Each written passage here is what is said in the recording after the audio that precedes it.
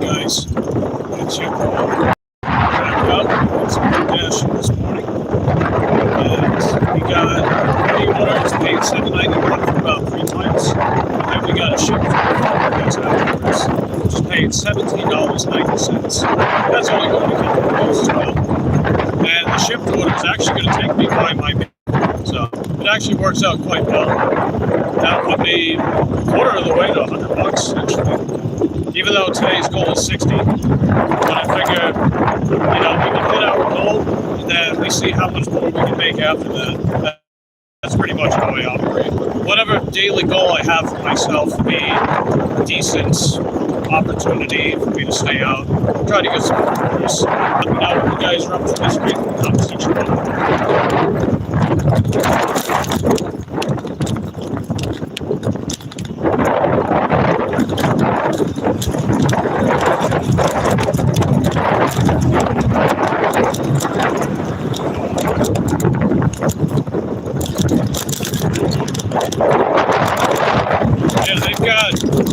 they've only got one lane open per side for Cheney right now in this area, Cheney Highway. The incoming traffic lane is partially closed off, and the outgoing lane is also partially closed off. Why? I have no idea. How's it going, Vince? Good to see you.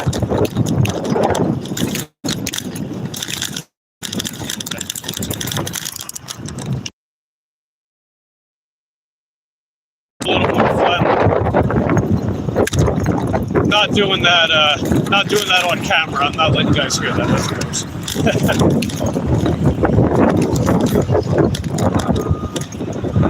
Alright, we're almost to CVS.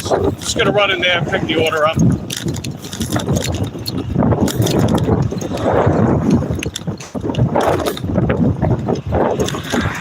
But I hope you're having a good day today, Vince.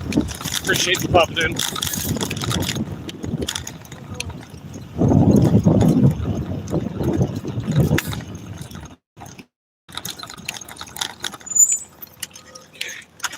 I'll be right out, guys.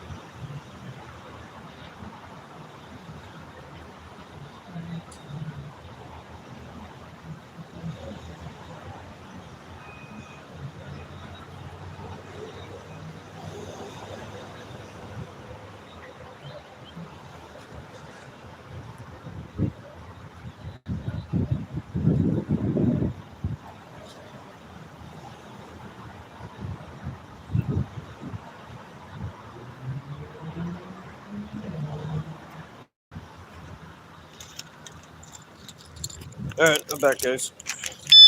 We got the roadie. Let's go drop it off. Then we'll go pick up that shipped order. Oh, I know where this is at. I know who this is too. This particular roadie customer, another one of my regulars, and he also orders from Shipt occasionally, and he tips pretty heckin' good, to say the least.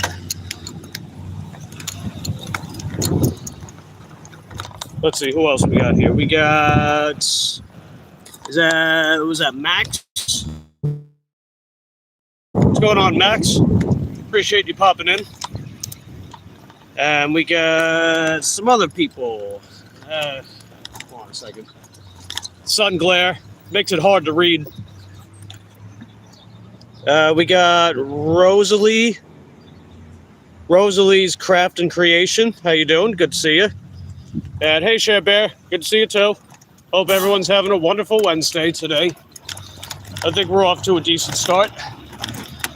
We're just dropping off this 790 3-mile roadie order. And then we're going to pick up an almost $18 shipped order from Publix. I can't take you guys inside the Publix though, because there's no film policy. I know I took you guys in the other day. I kind of sneaked you in, but there weren't a lot of people, and it was pretty late, so I didn't think they would care. But it is the daytime. There's more people. Management, they're walking around and they're talking about management stuff, I guess. Hold on a second. Okay. So if they see me with the second phone around, so we'll see how that goes. And let's go. Go.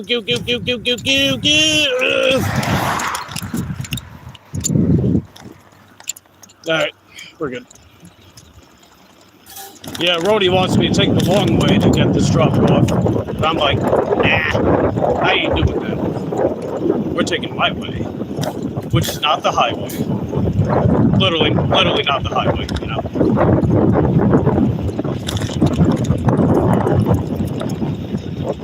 Let's see, Share Bear says hi to Rosalie. What's going on? It's very noisy. Anybody got special plans this week? Anybody up to anything today? Feel free to share in the comment section down below.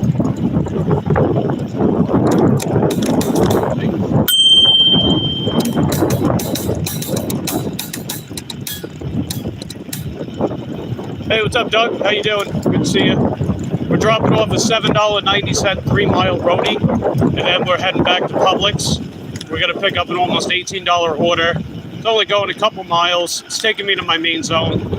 And it is a mommy dearest delivering a nice lunch to their son. How wholesome. Well, I'll be the one delivering it. You know what I mean. Delivery for her son. Anyway, I digress. How's your morning going, Doug?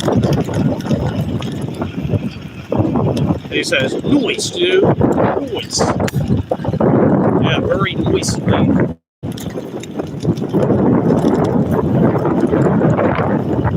Hey, what's up, Eric? How you doing? Let's see, smashing my face into a wall. Why? No, don't be doing that. That bad. That's bad, juju.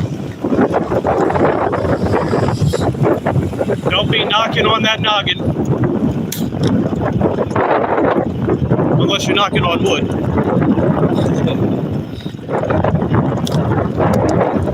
Now let's see, Eric says, what's up, Doug?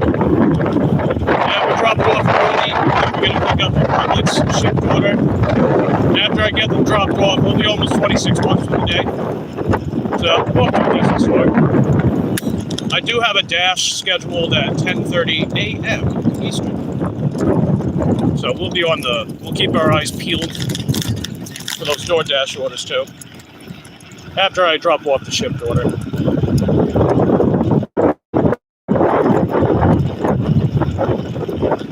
I was out of town yesterday, run some errands with my mom and brother, and one of my high school best friends, he actually moved back to Florida, and he actually moved back to that particular area that he used to live at for the longest time, that I also met him at. which also happens to be around where my mom and brother are, which is pretty cool. So essentially, anytime I go back down there to see them, we'll also try to make some time to go see him as well, which I actually did see him yesterday.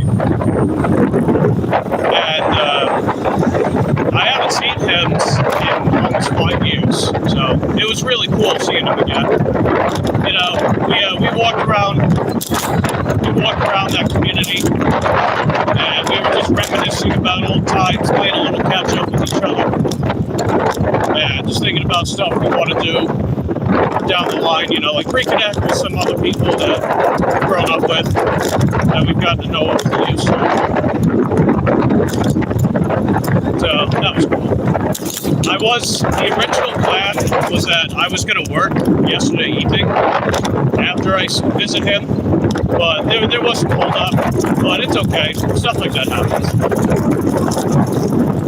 And besides, I figured I did well enough on Monday to kind of make up for that anyway. Plus, if we do really well today, then it'll almost be like we didn't skip a beat. And I'm gonna do that. Thanks for nothing, Pathfinder. Why don't you go find a different path to block, huh? Get it? Because you find a different... Yeah. And let's see, Eric says that's cool. And let's see, Eric also says, hope it's a heckin' dope day. I think it will. I mean, anytime I start off with a decent shipped order, it's usually a decent day. Or if I just get a lot of DoorDashes. It could swing either way. DoorDash has really picked up for sure, as you guys have seen. Most of these lives I've been doing, it's been primarily DoorDash. And then sometimes the occasional solid banger shipped. Such as that $64 one on Valentine's Day. I mean, that made up over a quarter of the amount that we made that day. That's when you know you got a banger.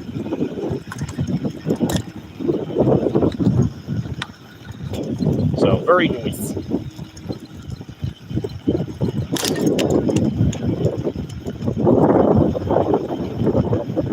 Let's see, what if we put the phone on a water balloon? Oh, God. Well, I hope my reception's all right, and you guys can hear me okay. I know I'm a little wobbly, but this is about as stable as it gets because I'm using my work phone holder because the other phone holder I had broke, and this camera doesn't have stabilization, so we just make do with what we got, right? Hey, what's up, Corey? How you doing? Good to see you. We're just dropping off a roadie order. And then we're going to go pick up an order for Publix. And I was just talking earlier about what I was up to yesterday. I was out of town, but for good reason. So I didn't really get to work, but that's okay. I figured, like I said, I did very well on Monday, well enough to actually make up for the lack of work yesterday. And we're pretty much right back on track. And, you know, at the end of the day, having the occasional day off never hurts. Because always working 7 days a week can definitely wear you down. You know, even if it's a paid hobby, you know, like I treat gig work like a paid hobby because I'm out here riding my bike for a living, you know. But even then, you know, 7 days a week of gigging it out, you know, never hurts to slow down sometimes. And if there was any day of the week that I would either like to, because that's just the day that I have the worst track record of success. I think I've made $100 on a Tuesday, like maybe once or twice, and definitely quite a bit more every other day of the week. Even the other less impressive days, like Wednesday or Monday. Corey, stop getting subs, would you? Lols. Alright, I'll be right back, guys. Just drop this off and we'll head over to Publix.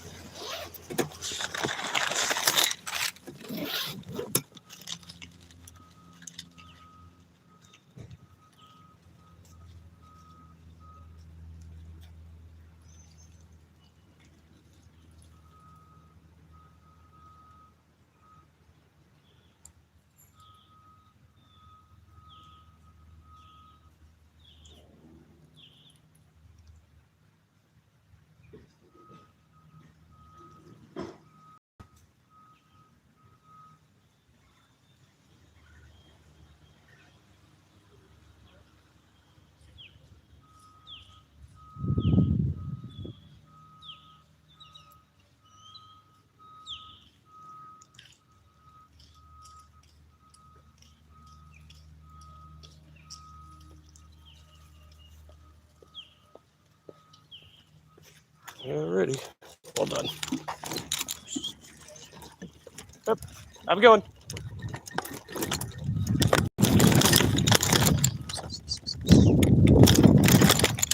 Okay. Just going to do a quick double check, see if we have any more roadies in the metro. Probably not. No. Okay. We'll close that out for now.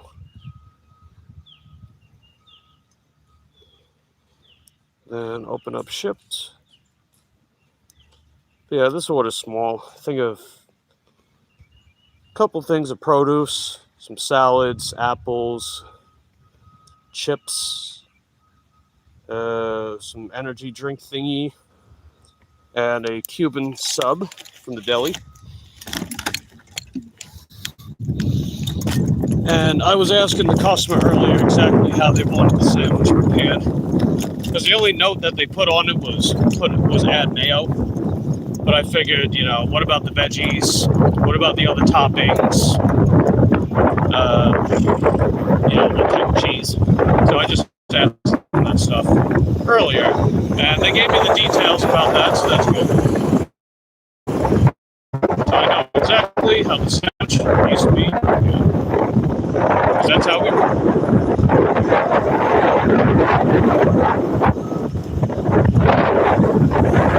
Let's see, do I do the shopping for Shipt? Yeah. So Shipt is actually quite similar to Walmart Spark and Instacart, whenever you do the shopping orders. So they have prepaid orders for Target. So the only thing you gotta do is just shop for the order and then go to guest service so they can audit the order. Right, it gives you a barcode for the process. So they audit it just to make sure the items are updated in the inventory and no thieveries, maybe please, if you know what I mean. And then they also have just the regular shopping orders where you just shop for it and then you go to the checkout, scan it up, all that stuff. They also do delivery routes from Target in select markets, kind of like Amazon Flex or even Roadie, because Roadie has delivery routes too. And they also do single delivery onlys from certain merchants as well. They did that with Best Buy for the longest time. I don't know if they still do. So you get some options for them,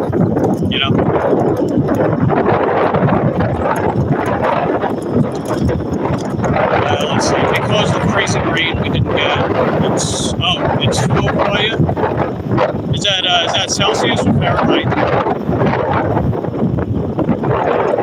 Corey says negative 29. Jesus. The heck?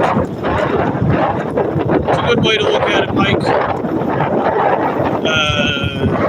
Definitely don't feel like it's a real job. Sometimes, but that's just because I used to work a lot harder to make less. Oh yeah. That's the thing I don't miss about retail.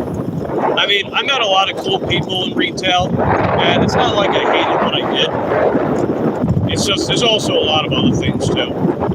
You got those managers that are breathing down your neck. You got those co-workers that are constantly no call, no show. And if you're a really good worker, you get to do other people's jobs for no additional pay. You want more hours? Here you go. No, I don't want more hours. I want raises, goddammit. I want a raise. And I want a real raise. Don't just increase the raise. Several months later, they would increase their starting wage, and they wouldn't increase the wage with it. So they would just round it up to $11 or $12, $13, $15. They did that until, the pandemic, when they bumped everybody's pay up to 15. But instead of actually adding the raises on top, which basically means everything you worked for was for nothing, they just rounded it up. So if you were working there for 20 years, you had a bunch of raises, well, you're making the same 15 as someone that just started their job yesterday. Isn't that great? Isn't that lovely? Let's see. Looks like Doug sent me a bronze medal. Appreciate that, Doug. Those are some heckin' dope jewels. I like those jewels. Figure jewels are cheap, and it's a neat little way for people to show some love for their favorite creators. Hopefully, I'm one of them. Wink. So I appreciate that. And you guys hanging out with me this morning. You guys are heckin' dope. Let's see if I can go around this lady with the dog. Let's see if she hears the bell.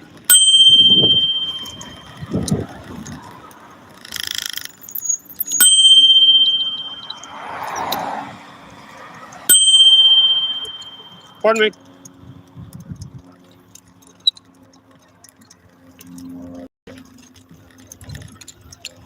Thanks. I figured they'd have to hear it eventually. How many times you gotta ring the bell before you realize, oh, is that for me? It's like when you go up to an employee in the store, they're wearing their uniform, they got their name tag. You work here? Nah, I don't work here. I dress up as an employee for Halloween. But it's not Halloween. Well, I don't know, early head start, I guess. Unless every day is spooky day. I know for some people, like the hardcore Halloween fanatics, spooky day is every day.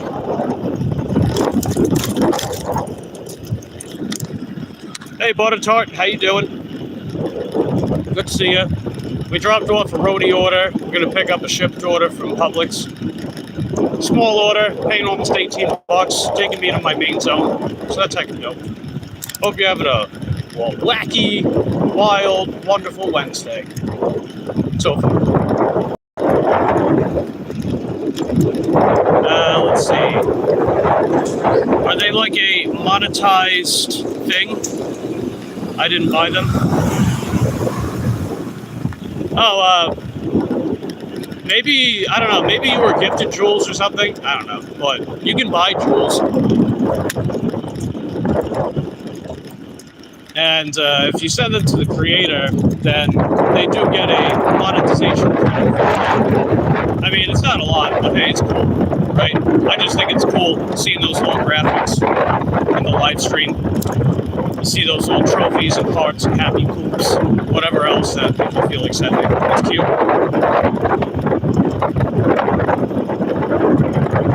I wish they were a little bigger though, and I wish they lasted longer. They last for like, what, 5 seconds maybe? So if I'm like really busy, I might not be able to see it all the time. Like the actual graphic itself. It does notify me in the chat that jewels were sent, but I might not always be able to see the jewels. So, I don't know. Oh cool, I'll spread them around my whole 300. Hey, there you go. I mean, you figure if you buy the Happy Poop one, or the 100, not the 100, the Happy Poop, you can send like 30 of them, because they cost 10 jewels.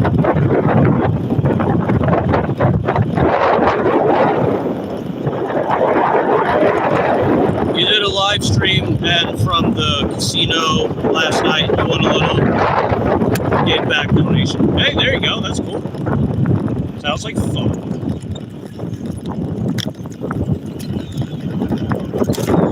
Alright, we're almost to Publix. I gotta keep you guys out here because Publix, they started enforcing their new film policy. Which is alright. I understand. They were telling me that they just didn't want anyone to represent them in a bad way. Said W's in the chat. Said W's in the chat for like shitting all over the street. I think it's funny.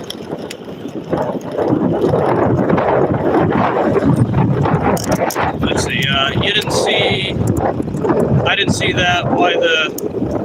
Why aren't they sorted? I don't know, man. You know, YouTube, they roll out a bunch of things, and it's all sloppy and not categorized properly. They see a thing that another social media company does, and they're like, let's do that too. Except they implement it in an awkward, like, gradual transition kind of way that makes it feel, like, tacked on, you know? But, I mean, it's still... Okay. Yeah, the network drops out over here. That's probably what happened just now. Let's see if we're back. Alright, yeah, it looks like we're back. Yeah, that's just how it is, Corey. We got dropout areas over here. This is one of them. Reception can be really bad by this area of, this part of town.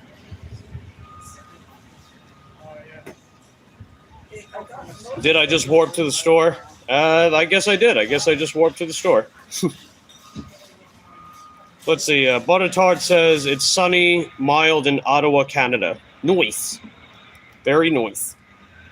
Yeah, I'm just about to run in the store. Start shopping for this order. I can't take you guys in, but I'll keep you guys out here.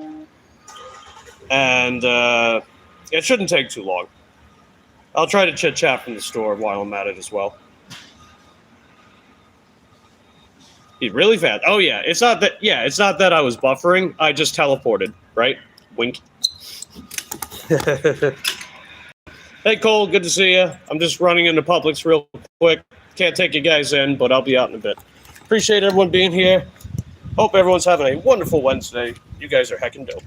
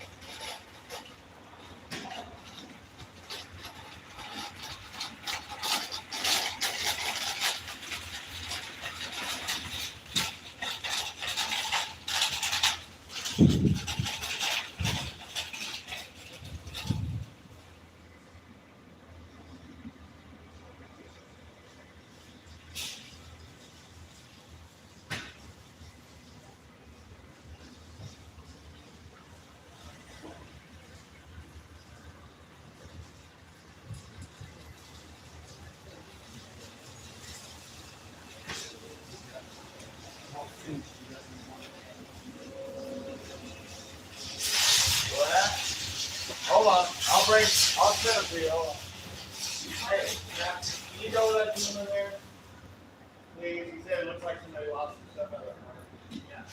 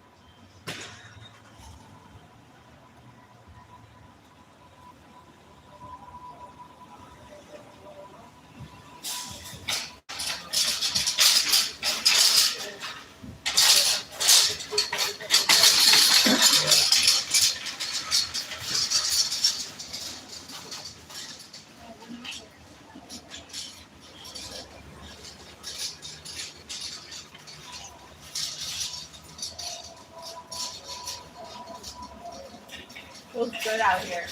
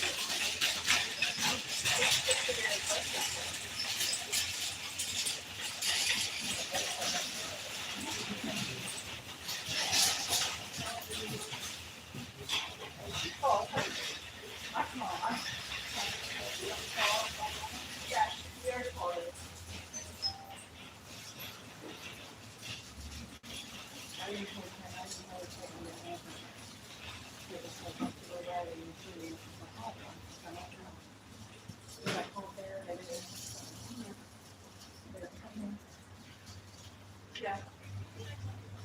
They're here.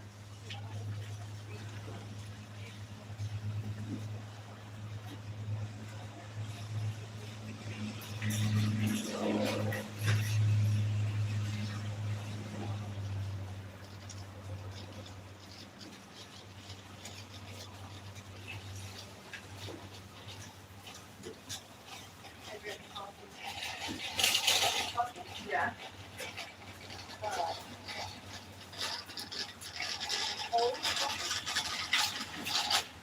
No, you don't like cold coffee?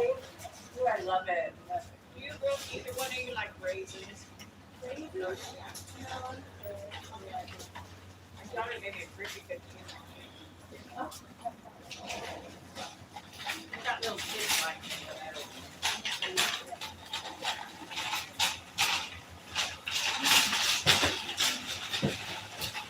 My favorite coffee is cold coffee. That means we don't get iced coffee every single morning when we go to work.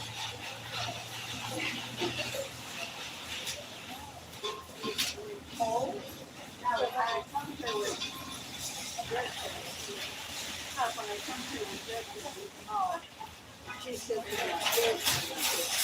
what do you call it? I said, it's hard. You know, it's spicy.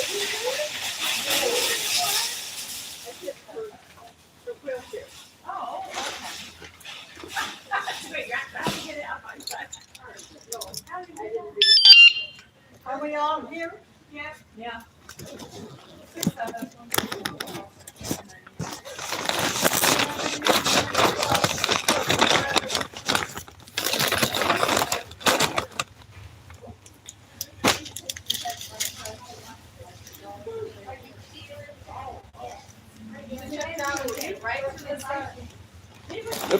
That's it easy.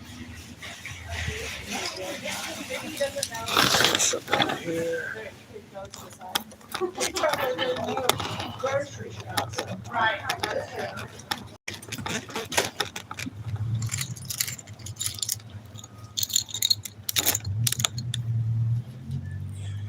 Now when I'm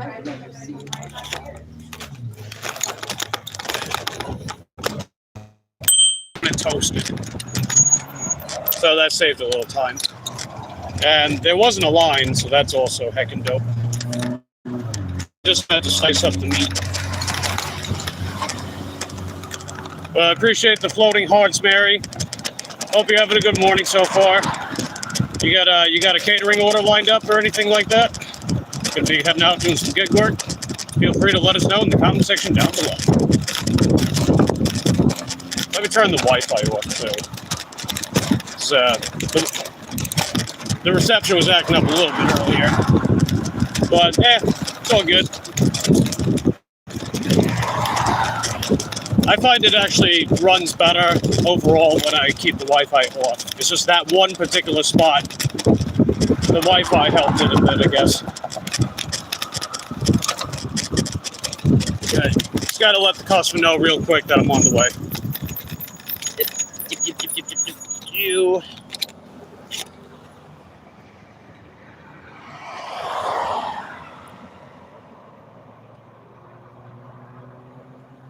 I finished the order, comma, and I'm on my way to deliver it now, period. Hopefully that message goes through. Yeah, it's like half time. It looks like it isn't. It's weird. Anyway. Alright, so that's by... Yeah, she said it's by Medfast, so I know where that's at. That's actually right in my zone. It's the smaller plaza that's right next to Target. There's like one main plaza, and Target makes up the bulk of it. And then there's like a mini plaza next to it with the Panda Express and Tropical Smoothie Cafe.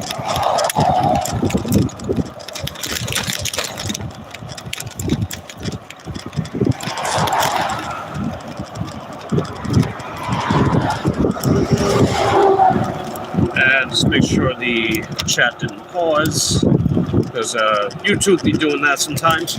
There we go.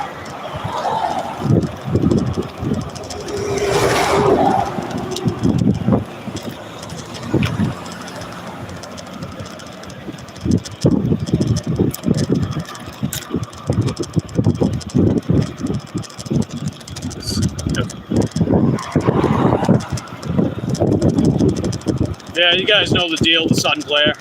Makes it hard to read the screen sometimes.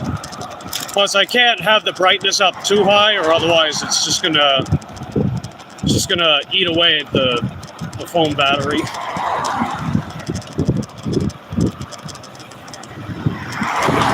But it's all good. And come on, Lexus. Let's go, Lexus. There we go.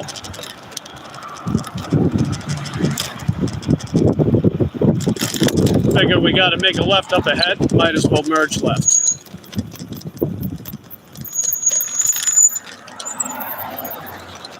Okay. Hopefully this guy's going.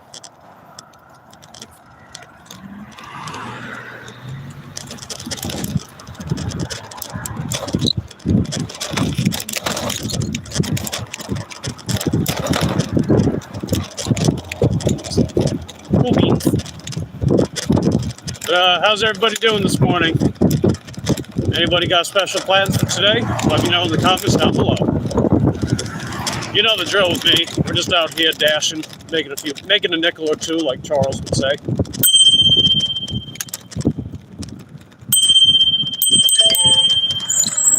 Pardon me. Okay, thanks. All right, customer just left. They got back to me. Let's see what they said. Yeah. Come in. What did you say? But yeah, this order's not going to the person that placed the order. That's their money. So I'm delivering to their son. So that's pretty cool.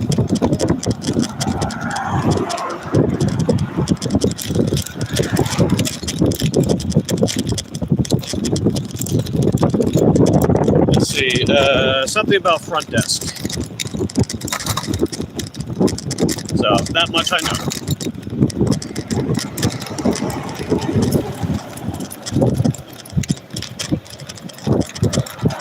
But yeah, not too much further. About half a mile-ish left to go. We just got to cut through the Walmart parking lot, cross the street, and go through the Target Plaza. Okay, let's see if they'll... I can go! Yay, they're letting me go! Alright, cool. Alright, thanks. How very kind. That driver actually let me pass, so that was heckin' dope. Let's see, is that Tony? Hey, what's up, Tony? How you doing? Good to see you. How's your Wednesday going, Tony? You having a good day? I know the day is still very young, but you never know. We did a roadie order earlier. Now we're dropping off this Shipt order. It's going to put us a little under $26 for the day. So that's heckin' dope. Okay. Oh, you're good. Pardon me. Okay. There we go. All right. See, there you go. they were polite about it. Unlike that one guy, that one drunken guy, started calling me the hard N-word when I was going around him. And I was being polite too. I was letting him know. I'm like, hey, pardon me, sir. You know, the clip's there. You can see it. Let's see. Tony says a shopping order. Oh yeah, it was a small one too. It was just 9 items, one of which was a sub. The customer they didn't have like all the specific details, so I got the offer early, and then I just messaged him. I'm like, hey, you know, just let me know exactly how you want the sandwich prepared, toasted or not, what type of cheese, what toppings other than mayo and onions, because those are the only notes that they left. But they did get back to me quite promptly, so that's always nice. And they're tipping $10. That's what the estimated tip is, which is pretty good for a tiny order. But let's see. Mary says, "Hey, Pokes. I think Eric is a loop because I've seen the same thing yesterday." Oh yeah, I know. I know his reception can be pretty bad. It happened. I mean, I figure the network drops out in my area, certain places sometimes too. It'd be like that. That's just part of how things go, you know. You could have 69G network and it'll still drop out sometimes. Because it'd be like that. But it's all good. Messing with Eric is hilarious. Not right now, bro. One of his infamous quotes. Not right now, bro. So let's see. Corey says, "Hi, Mary." Mary says, "Hi, folks." Let's see. YouTube went down yesterday. Oh yeah, I saw that. I was out of town most of the day, so I wasn't on YouTube. But when I did get back on YouTube, when I got back to the house, I saw that the whole feed was gone. It was weird because it did still show the people I was subscribed to, and it still had the search bar, so you could technically still watch stuff. I was watching stuff, but the whole feed was gone. And then it was after 9 p.m. Eastern when I saw that the YouTube feed was back up. So, I don't know, maybe there was like an update or something, or a glitch. When in doubt, it's a glitch. Heckin' glitchy. Speaking of glitch, where the heck is he? You know, they call me Glitch.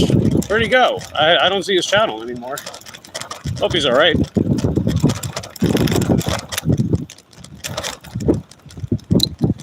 Okay, gonna go around. Going around. Alright, we just made it to the joint. I'm gonna run in there and drop this off, and I'll be right back out. Was strange, yeah. Doesn't surprise me though.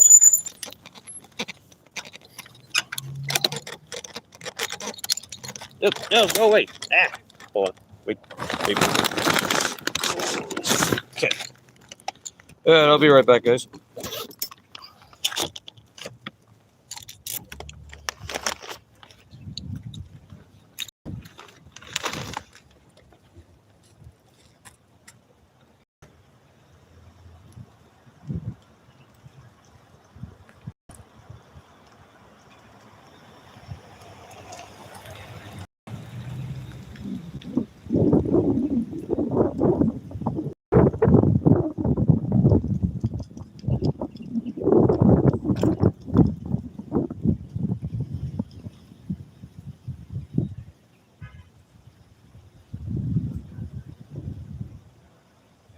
I just delivered the order, period. Have a nice day, and see you next time. Sweet. All right, well done. Heck yeah, Slay Queen. All right, now I can hop on DoorDash. The dash was starting at 10:30. How many miles have I gone today? Yeah, it's already down to 3 bars. I know it fully charged, didn't it? We went 8 miles. Okay, I guess that sounds about right. Anyway. Yeah, cool beans. What do we got here? Oh, how sweet. The customer said, "You are amazing, Mike. Thank you." You know what that means? We're definitely getting that tip faux show. See, look at that. Yeah! You are amazing! That is heckin' dope.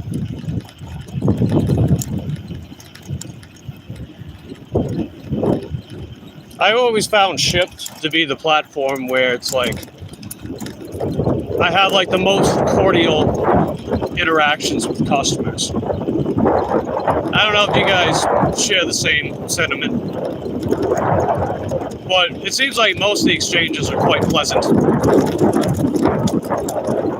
Plus, I like the fact that they can send you a preferred shopper request and then you get notified whenever they place an order before everybody else, which is quite nice. That's how we get that cash flow, baby.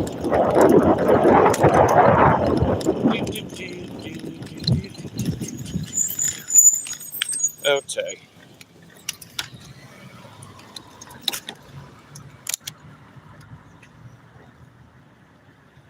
Yeah, how sweet. I finna screenshot that.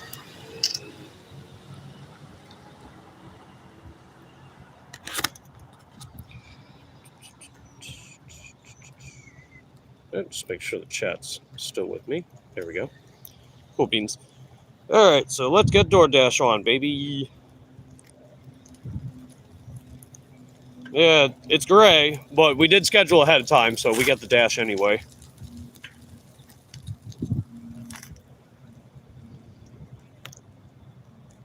And then we're going to put Uber Eats on as well. Required actions. Go online when resolved. Choose preferred vehicle. I don't know why they keep asking me that, because I only have one vehicle on file. It's the bike. Just seems redundant. I mean, if I had more than one vehicle, I can understand that maybe. But if there's only the one vehicle, the preferred vehicle is the one that's already there. Right? I don't know.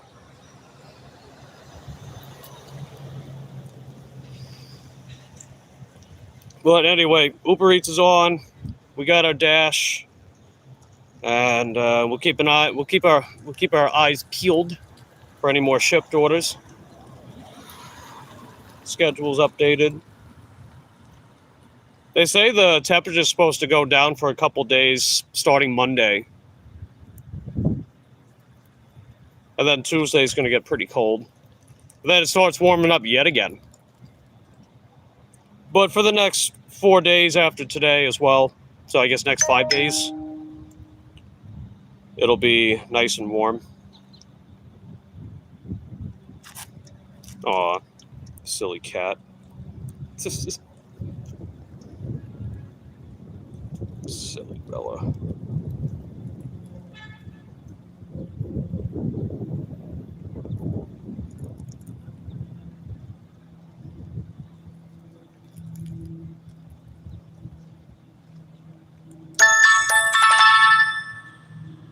Oh, we got another shipped order. Let's check it out. Let's see if it's any good. See, Positive Poke says, "You're doing a good job." Thanks, Pokes. And then Poke says, "Hi." Hello, Pokes. All right, so there is a shipped order in here. It's $17.12 base pay with a $16 tip, which sounds pretty good. It's going about 12 miles, though. That's not too good. I'd also have to whip out the bigger bike to do this properly. So I'm going to say, yeah, I'm going to pass it up. Because I think we can do one better than that. And it takes me way out of my zone. So given the area, I'd have to travel a lot of dead miles back. Or stay stuck up there. Neither of which is ideal. But that's just me. Let's see. Put the guys over here.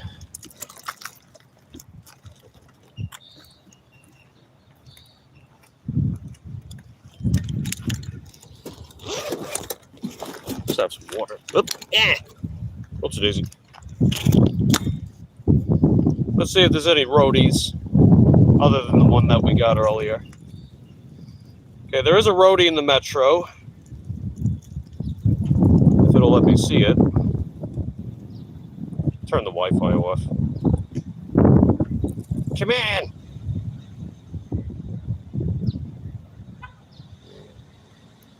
Okay, it's from Home Depot. It's paying $8.91. There's a 3-pound item. The maximum dimension 16 inches in height. 2 items. But it's going 11 miles, so skip. We will do a skipperooski.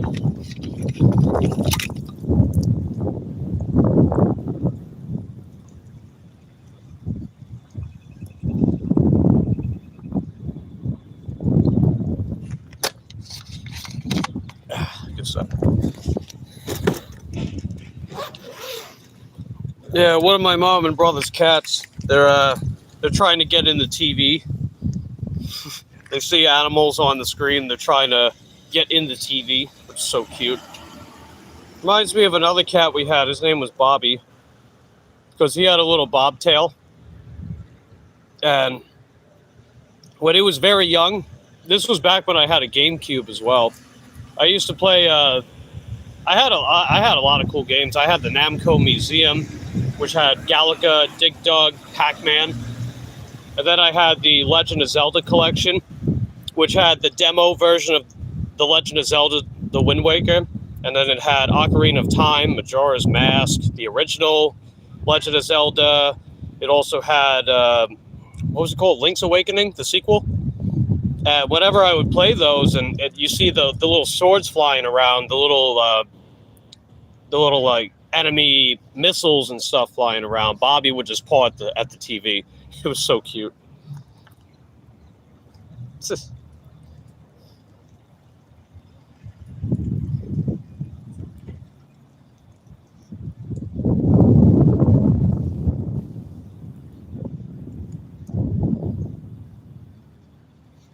There we go. Little beans. I mean, this order isn't terrible, though. Not gonna lie. It is far.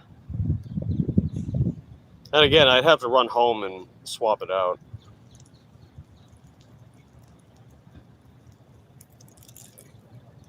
Yeah, I'm gonna let that slide. If it was just like a little closer, I'd probably go for it. Like 7 or 8 miles instead of 12, you know? Because really anything beyond 7 or 8 is kind of pushing it. Just because of the amount of dead miles I'd have to do. And if something ever goes wrong with the bike, I don't want to be too far from the house, you know? Call that self-limiting, but I'd rather be safe than sorry. That's what Corey would say. Better safe than sorry.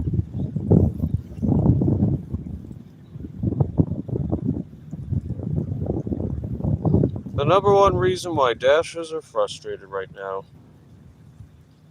They say base pay. Is that really the number one thing, though? Base pay? I mean, don't get me wrong. More base pay would be cool, but... I mean, if people keep hoping that's going to happen, it's not.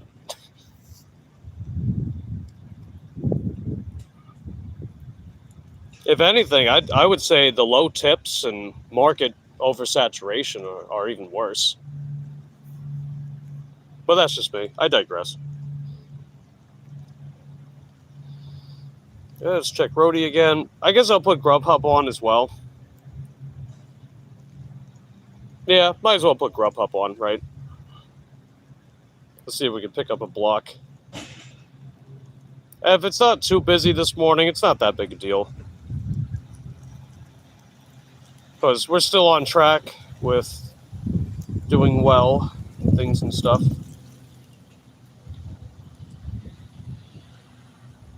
Tax forms now available. Oh, there we go.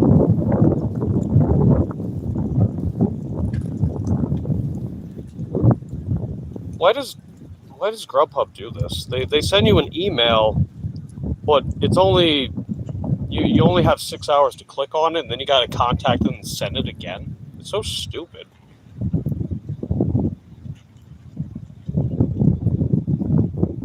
I mean, they did give me the total amount that I made last year, but I would like to actually get the form. Plus get an actual summary of how much that was in tips. Because you can write off tips. I don't know if you guys have tried it yet, if anyone's been filing their taxes so far, but you can write off tips as a deduction off your taxes.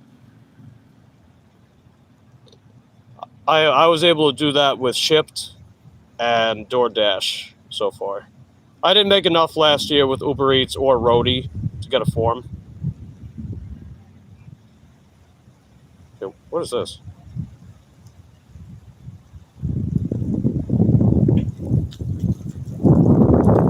Oh, just Google Ads. Yeah, skip that.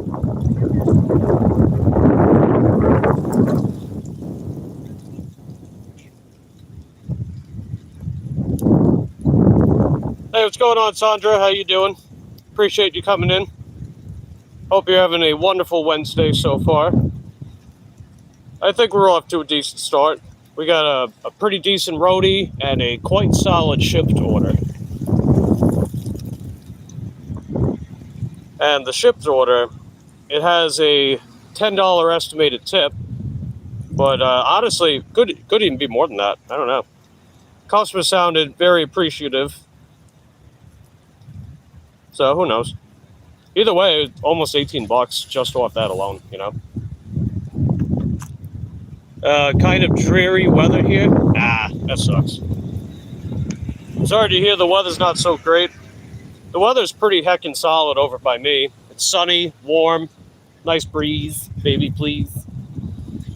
It's supposed to get a bit chilly for a couple days starting Monday, and then it gradually warms up again. That's probably winter season's last final whimper to try to give us slightly chilly weather in Florida. But I don't mind. I don't mind whatsoever.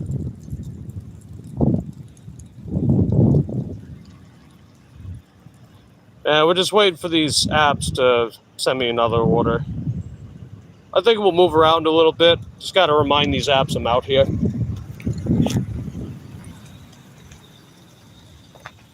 I mean, does it actually do anything? I don't know. Maybe, maybe not. I mean, they say stuff like location matters and whatever, but does it really? I don't know. I think the jury is out on that one.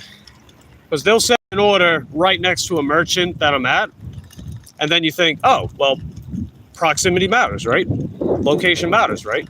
But then they'll send an order where the merchant is like 5-6 miles across town. So, okay, you're telling me there weren't dashes over there? So, proximity matters, though, right?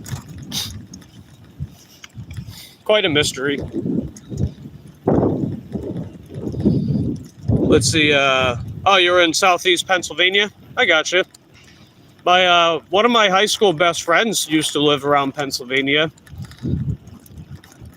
He recently moved back down to Florida. So that's pretty cool. He was living up there for almost a decade, actually. I think that's how long it's been, almost a decade. It didn't quite work out for him in the long run, but that's okay. Because, you know, he's got a lot of his family and friends down here. And I know when him and we were hanging out for a little bit yesterday, he was talking about what he's planning now that he's back here and, you know, wanting to reconnect with some old buddies of his from middle school, high school, others along the way. I haven't seen him in like almost 5 years before yesterday, so it was definitely really cool hanging out with him again. I also saw his brother briefly. I haven't seen him in a couple of years too, so it was cool seeing him again as well. But yeah, we're just hovering around a little bit, seeing which of these merchants decides to send me an order. Will it be Target? Will it be Burger King? Will it be Staples? No. You guys will have to find out.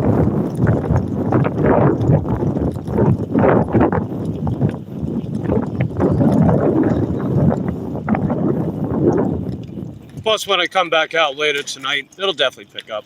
It always does. I'm sure you guys have seen that. Anytime I come back out in the evening, we're always getting something done, you know? We're always getting some kind of orders. That's why most days I like to come out both times. You know, you figure that morning into afternoon and then evening. Those are just generally my best times to go out and work. That's not always completely the case every single day, but overall it is across the board. Like, some days are better than others, of course. I figure Tuesday is my worst day of the week. And if there's any one day of the week where I would like to take half days or even full days off, it would be Tuesday. But I'm going to get through February first before we decide on that one. Maybe half days. Like, I could take the daytime hours off that day and then just come back out for the evening. Possibly.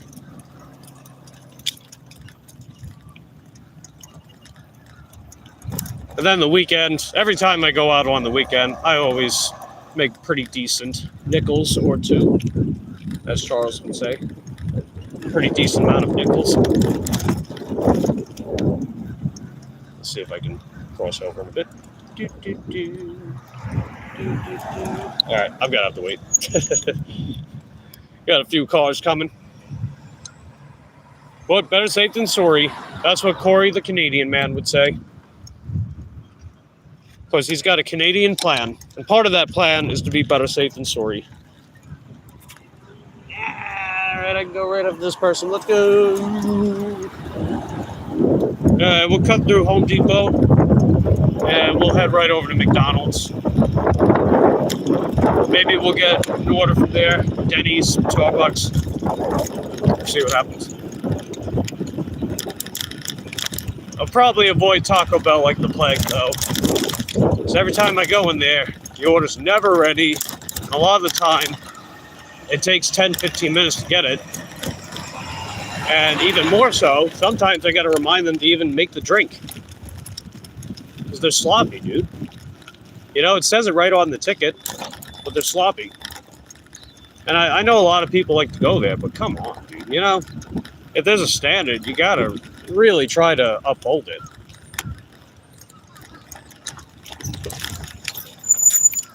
And it's not really good for customers either, because you're just making them wait longer. It really isn't good for anyone. Plus, if certain merchants are underperforming, they have to pay higher commission to DoorDash or whatever app that they're partnering with, which means that they're making less profit from their mobile orders. You know, you figure if you got to pay higher premiums, you're making less profit. So, again, it really doesn't do good for anyone. So, just step it up, huh? That's it. Just step it up. But I digress. Because, you know, you might have that occasional person out there that's like, well, if it's that easy, then why don't you do it? If you've never done it, then nothing you say matters. When people say that, I think that's the dumbest criticism I've ever heard. Because by that logic, we can't judge movies or music unless we've actually made music or filmed movies, right? Like, if you watch a movie and you're like, oh, you know, that movie was all right, I didn't love it, then I guess by that logic, no, you're not allowed to have an opinion on the movie because you never made a movie before. Or if you listen to the newest Big Bunny song or whatever, and you're like, wow, that song was terrible. Well, no, you're not allowed to say that's terrible because you never made music before. Now, I do think that people with experience, their opinions have a bit more weight with stuff like that. You know, if you've made music and you're judging other people's music, I can see that. Not always, but I can, right? But I don't know. I just think it's dumb when people get defensive like that. It's like, you can provide an internal critique or even just give your opinion of something, even if you don't have the experience of doing that thing that you're giving an opinion on, I don't know if you guys can relate to that. If you can, let me know in the comment section down below. So we're over by McDonald's, pretty close. Hopefully we'll get an order sometime soon. These apps are very slow right now, but it's all good. You figure we got our first couple orders. They were pretty decent, so even if we don't do so great right now, then we should be able to do pretty decent later.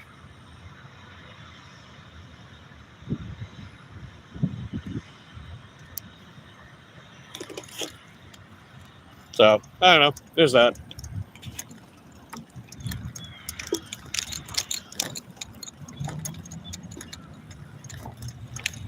I opened up Roadie again, too. I didn't see anything in Roadie. Except for that crappy Home Depot order. So, no thanks.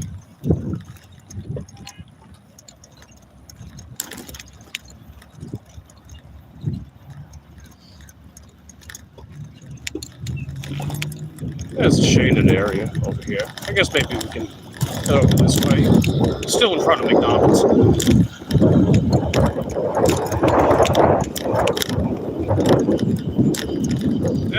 Yeah, the McDonald's drive-thru is pretty empty.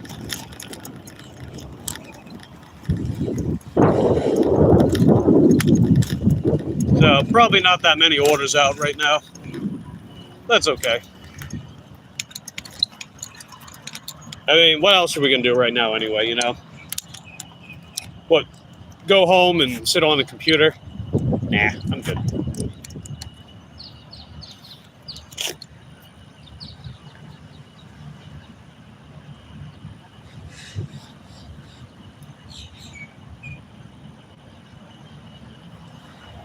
Yeah, nothing from Shipt yet. Oh, let's go, McDonald's. All right. Oh, hey, this is pretty good. Hey, check it out. We got our McDonald's order, baby. All right, $5.50. It's going like half a mile, not even. And we're right in front of the joint. So let's heckin' go. Let's go. Bike south. Yeah, I'm McLovin' that for sure. All right. So I'm going to hit the link that says what's causing your wait. The order might already be done, but I still hit that anyway. Because if you do that, then you can get the worry-free unassigned. It's like, people forget about that, because in a lot of markets, it won't show the pop-up. Like, it looks like you've been waiting a while. Do you want to unassign? Then get the worry-free unassigned. But what you do is you hit that link, you tell them what's the wait, and after, if I'm not mistaken, it's about 10 minutes after the pickup time or after you hit the link. I forgot which is which. Then what you do is, here we go. So you go to the question mark on the top right-hand corner, and then you pick what the issue is. So we'll say like issue at store, and then order has long wait time. What it'll do is after a while, it'll show unassigned without impacting completion rate. So if you don't get the pop-up, that's how you do it. But you have to hit the link. And that link tells DoorDash that you're at the store waiting for the order. So if you don't do that, you're not going to get the worry-free unassigned. Or at least I don't think you are. I know that if I haven't done that, then the worry-free never shows up. So I would just do that. The moment that you show up to the store and the order's not ready right away, like you don't see the order and it gets handed off to you, hit that link. Then you can get the worry-free unassigned if you have to wait a long time. Because I see people unassigning and like they're impacting their completion rate. I'm like, dude, you're going to get deactivated like that. And then they get deactivated and they're like, why did I get deactivated? Because you didn't get the worry-free unassigned and you didn't wait. It's like, come on, man. I'm trying to look out for you guys. You know, I don't want to see people get deactivated for easily avoidable reasons, you know? That's stupid. Anyway, I'll be right out, guys. Just going to go pick up this order. Appreciate everyone being here. You are heckin' dope.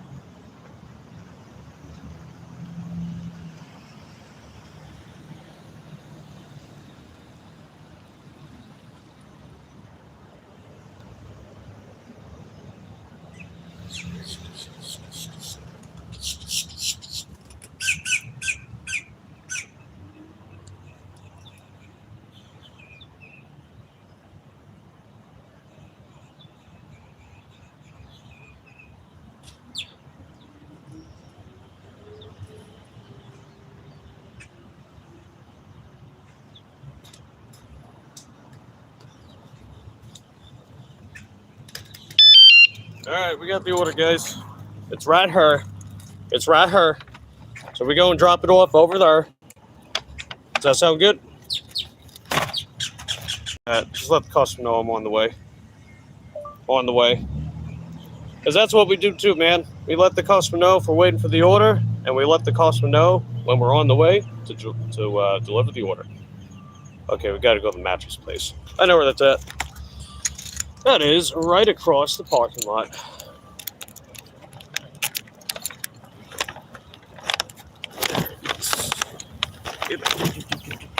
I like when orders are super close like this. Imagine if I got orders like that all day. Dude, that'd be sick. If all I had to do was just leapfrog parking lots just to deliver stuff all day. Go like a quarter mile per commute. I wouldn't mind doing that all day. Because I figure, like, if I need to get a snack, I'll just run over to Walmart. Where's that at? It is right across the parking lot, right?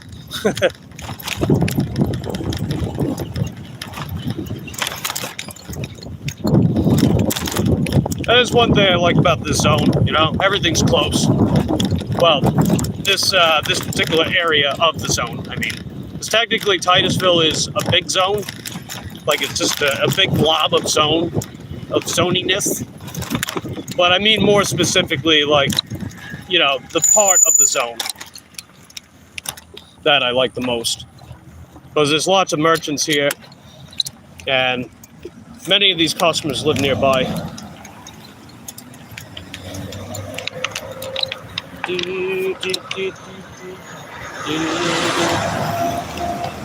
Okay.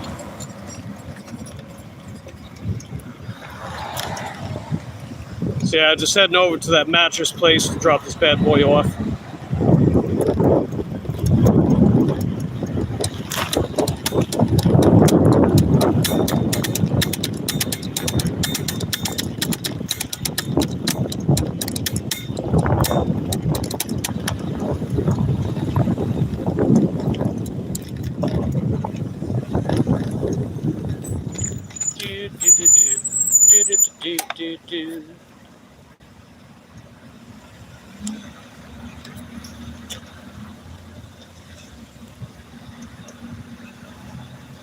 And let's see, after I drop this off, we're going to be a little over $31 for the day. So, not bad at all. You figure we haven't been out that long. And we definitely haven't gone too many miles. I think we're still under 10 miles, if I'm not mistaken.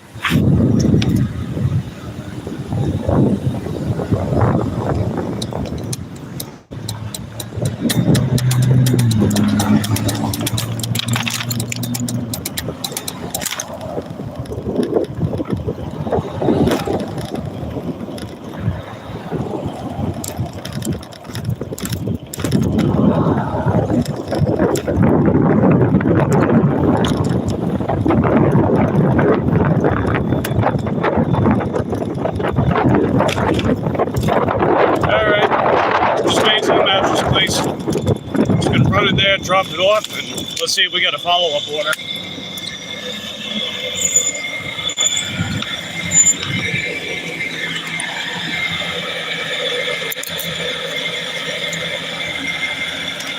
Right out, guys.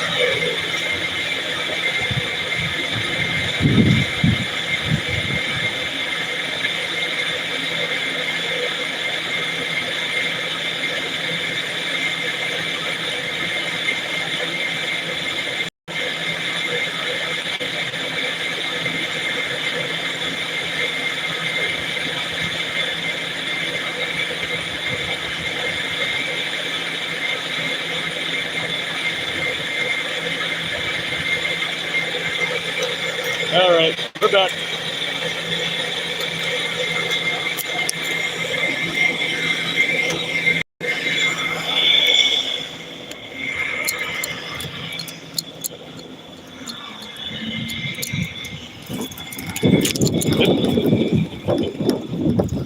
Okay, so that's all done. Yeah, all that noise, that was coming from that wacky and arm flailing tube, man. I still remember that cutaway gag from Family Guy where the Howard Harrington, I think that was his name. He's like, wacky inflatable arm flailing tube band, wacky inflatable arm flailing tube band. He was selling a bunch of them. Stupid but memorable gag, nonetheless. Alright,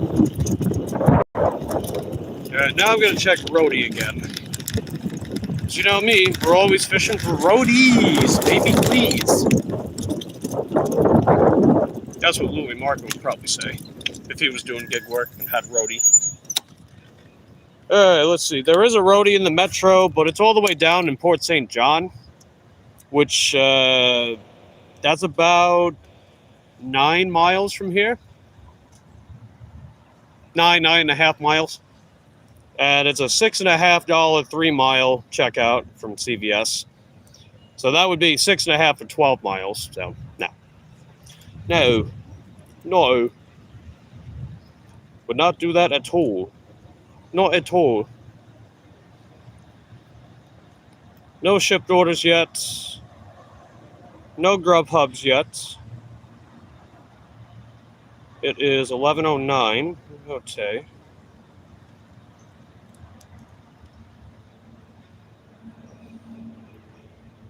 And we'll see if we get a follow-up with DoorDash. In the meantime, just hang out here for a little bit. Just keep doing our thing.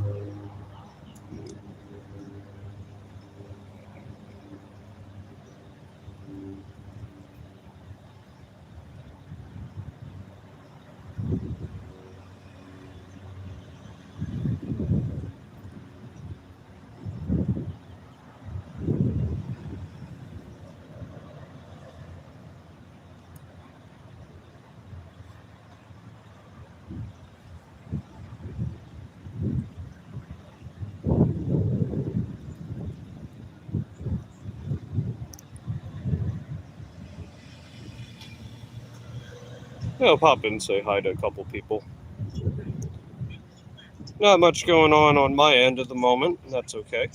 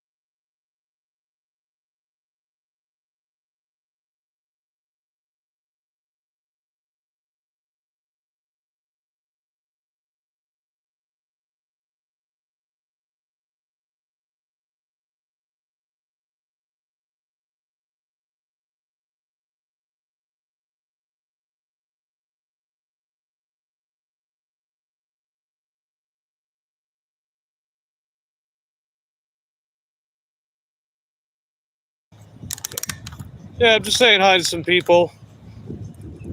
Not much going on at the moment. Hey, Mom Dog, how you doing? I'm live.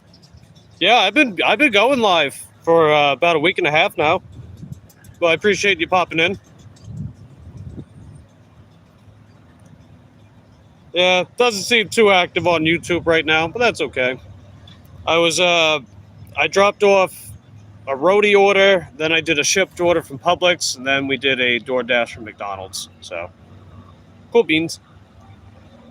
How's your Wednesday going? You having a good day so far? Feel free to let us know in the comments down below.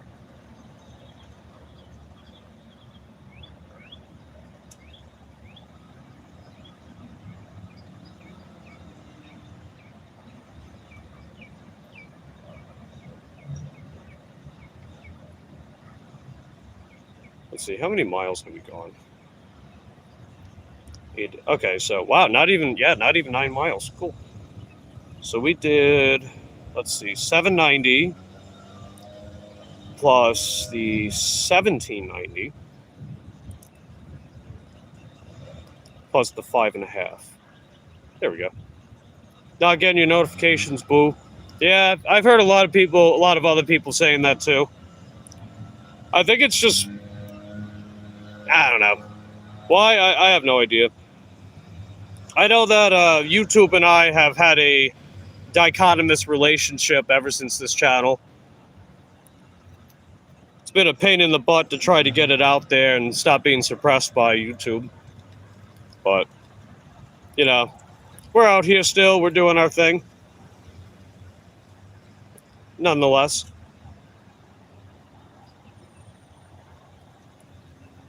But hope you're having a good day so far. Oh, got another picture of the cats. How cute.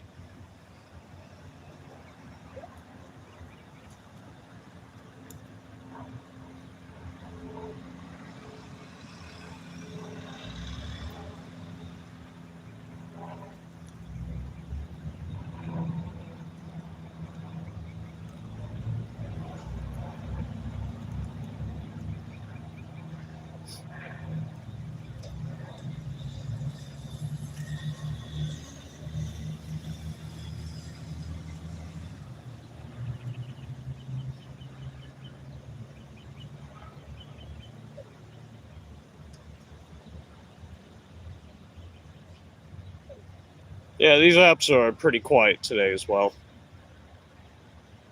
Beyond that.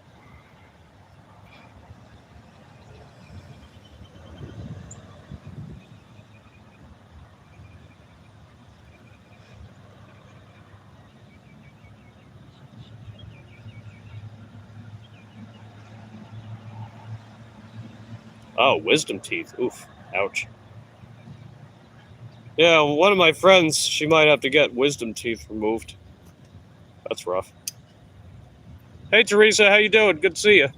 Appreciate you popping in. Hope you're having a wonderful Wednesday so far. We did a few orders, and it's pretty slow right now, but, you know, we're still out here seeing which of these apps decide to send me another order.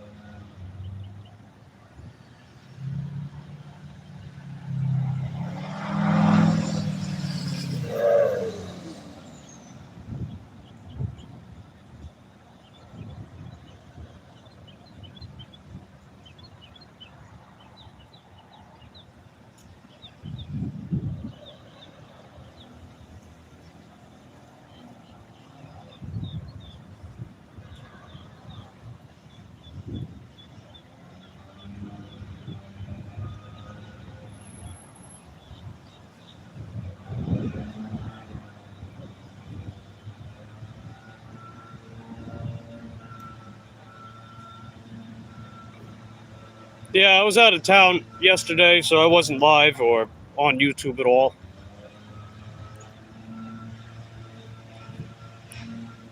I was running some errands with my mom and brother, and then I played some catch up with one of my high school best friends. I haven't seen him in almost 5 years, so it was cool seeing him again. He's also moving back down here, so that's cool. Well, cool in a way, because, a lot of his family and friends are here. Some other stuff, maybe not so cool, but hey, life goes on, and he's got a good attitude about it.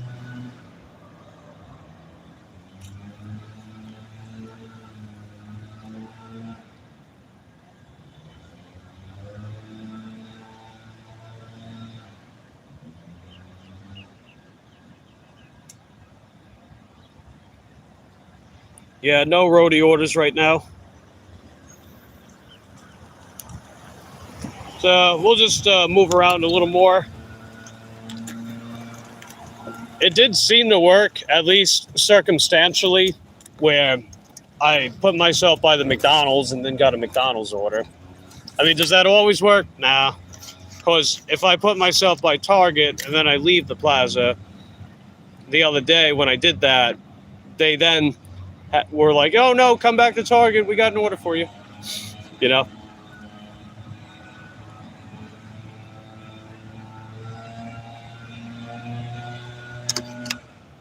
These apps, they're always keeping us on our toes,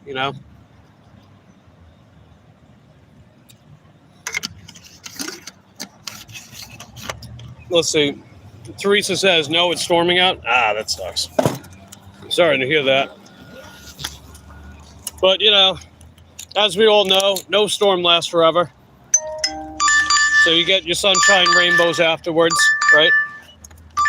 All right, we got our next order. Let's see what oh, wow, that sucks. Really, dude? Okay. Yeah, this order's terrible. Look at this. What the heck is this? 825. They say 5.6 miles.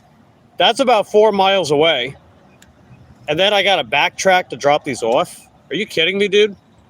So that's probably more like 6.5, 7 miles. That's horrible.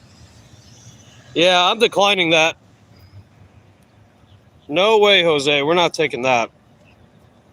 I'm just going to wait it out till we get something a bit more lucrative. And it didn't impact our acceptance rate. So we're still at 59%, which is okay, I guess, whatever. I mean, I don't really care about the acceptance rate stuff because these rewards programs, I just call them sticker programs because that's all it is. They take some orders, they put stickers on them, pretty colors. Look at the high pay order, wow! As if that's supposed to make me feel good about myself. At the end of the day, it's not up to them to tell me what a high pay order is. It's up to me. And as long as I can hit accept or decline at will, that's really all that matters to me. I don't need them to give me more base pay. I don't need them to give me these perks that don't actually benefit me at all. I don't need that stuff. I just need to be able to hit accept or decline whenever they send me an order. And if I think it's good enough, I'll take it. If I don't think it's good enough, I'll decline it. It's about as simple as it gets. And scheduling's never a problem for me here. Because I know last year they reworked their scheduling process for any kind of delivery vehicle, which includes bikes. Because in the past, I used to not be able to schedule a dash with a bike without platinum. But then they redid that, and I'm like, oh, okay, well, I don't need platinum anymore then. That was basically the only reason why I had platinum in the past, was just to get that dash now, because I wouldn't be able to dash at all without it. But then they changed their home screen, they changed the way that they had the scheduling process set up. And I'm very glad they did that. Definitely glad they changed up that process. Faux show. Because it ironically makes it easier for me to dash whenever I actually need to dash. You would think that'd be the case with platinum, but nope, not really. Because now it just means I don't have to take a bunch of garbage for the sake of cash flow, for the sake of getting Dash now.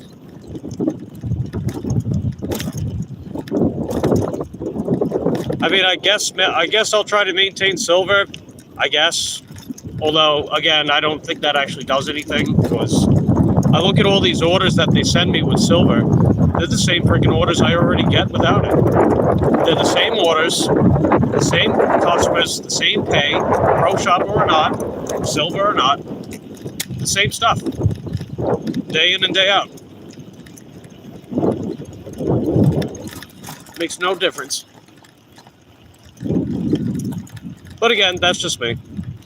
Not saying that my experience is the same as everybody else's, you know.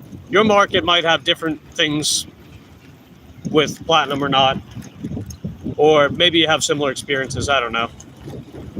And I just caught them throwing their trash in the bush. Lovely. Technically, that is subject to a $250 fine in Titusville. So I could report that. I could. Be like, hey, litter bug. Give them a citation. I won't, though.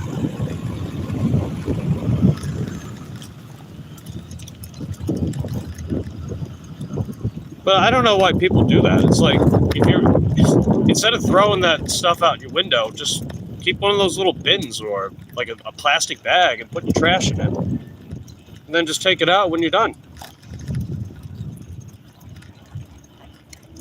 But, I don't know. I guess it doesn't matter. Appreciate everyone popping in. Feel free to say hi. You don't have to be shy.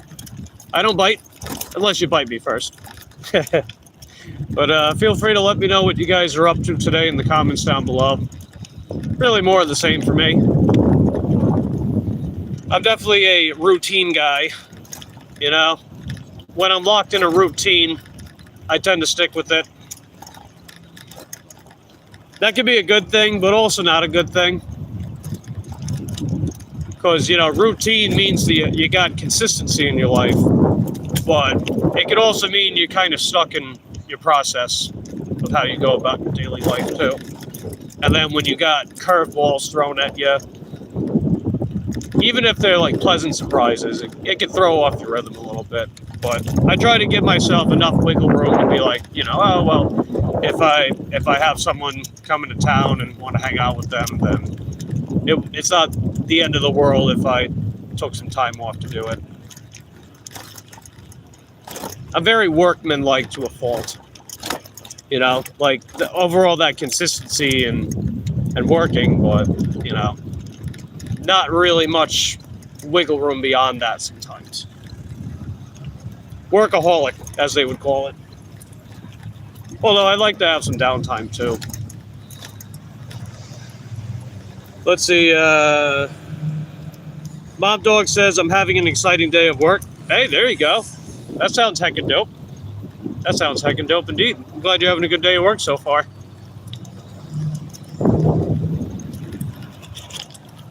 Gonna open up Roadie again, see if there's anything else. Why does it keep saying back online? Come on, man, I got 5G network. Don't tell me I'm going offline. There we go. Yeah, nothing in Roadie, the Roadie Metro. Nothing there. Still got Uber Eats on. Still got Grubhub on. Nothing from them yet. Wonder if I got any contribution pay this week. I did not. What is this? All right, DoorDash says you completed 15 deliveries already this week. Keep dashing to keep earning. Well, DoorDash, how about you actually send me stuff? I'll keep dashing if you keep sending me stuff. And more importantly, stuff that's actually worth my while. I'm not taking these crappy $8 7-mile stacks. Get out of here with that crap. I ain't taking that. What about you, Tony? Tony Zhu, CEO of DoorDash Incorporated. You gonna take that, Tony? Oh, what's the messages? What do we got here? Ah, yes, I see. Okay. How much battery life we got?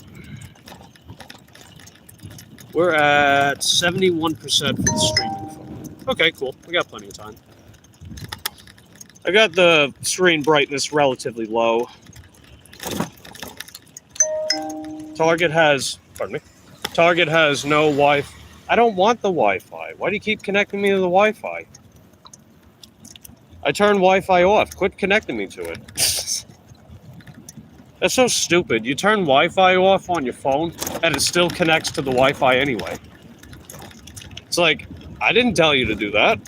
I don't want you to do that. If I want the Wi-Fi off, stay off, gosh dang it.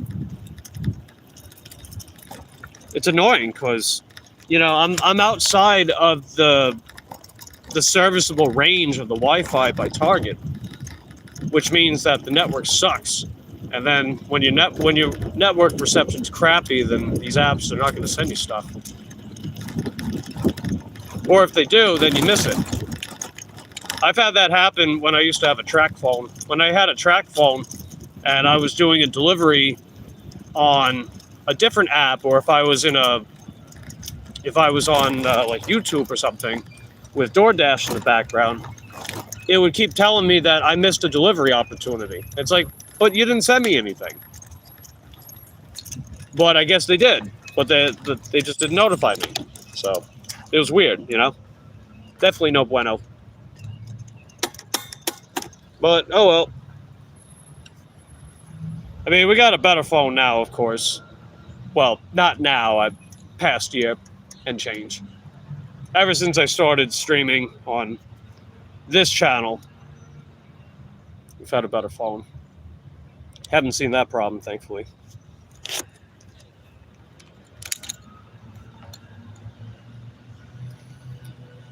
Alright, I moved around a little bit. Nothing, though.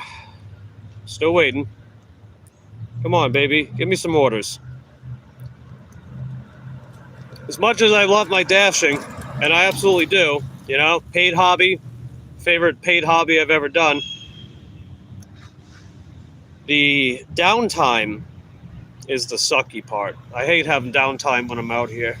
It's like if I want downtime, I'm going to go home and have downtime, you know?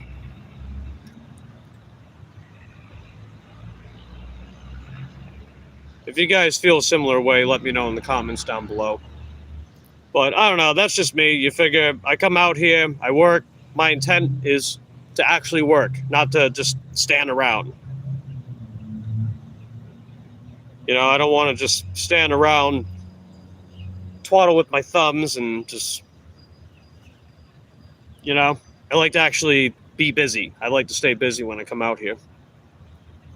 And when I don't want to be busy, I'm going to go home and not be busy, right?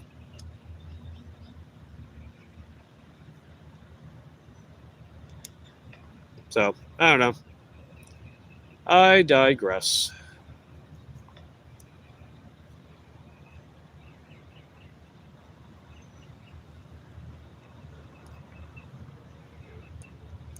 But yeah, if you guys, I know a lot of people say they don't get notified when I stream or put anything out. So when in doubt, just check your feed or pop in my channel. There's probably something there that you haven't watched yet. If you want, that's up to you. Because I appreciate you guys hanging out with me and popping in when you can. You guys are heckin' dope.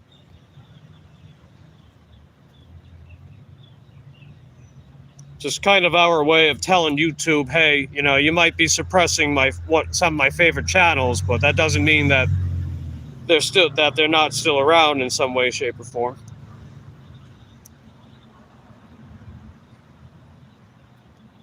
Oh, what'd I do?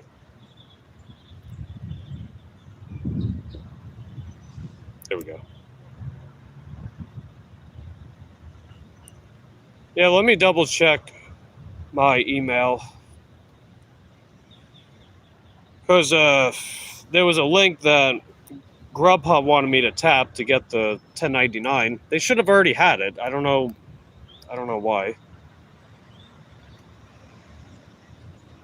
And when I get it, it's only active for 6 hours, which is really stupid. Oh, got it. Okay, here we go.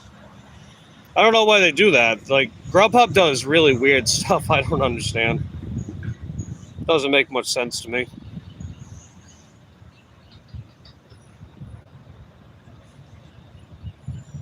I also notice if I try to download stuff with them, it doesn't. Yeah, it's just a blank screen. Whatever. See, a lot of the time, I'm like mentally done with Grubhub. They're just so stupid. Their app is very unintuitive, and the way they do things doesn't really make sense. It's very outdated. At least I think so anyway. I don't know how you guys feel about them.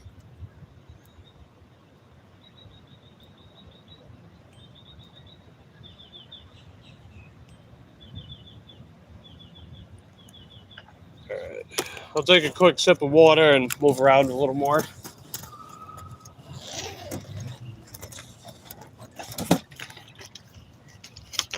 I would go over towards the Winn-Dixie area, but that wouldn't be a good idea till later.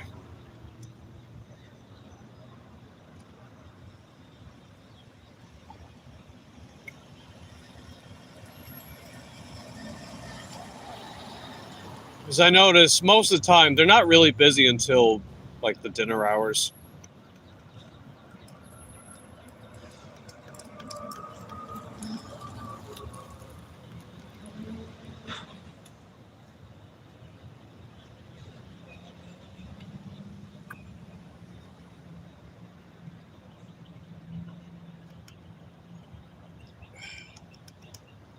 Maybe I'll run over to Target so I can fill up my water.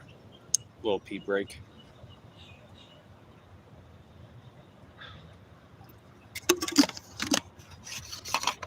Yeah, I guess I'll do that. Really nothing going on at the moment, so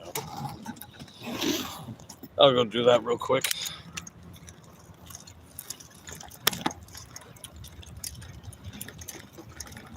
And figure lunchtime is right around the corner. It might pick up a little bit by then. Was it 11:35? Is that what this is? Yeah, 35. Gotcha. So it'll probably pick up in a few. I'll go do that real quick. I'll be right out.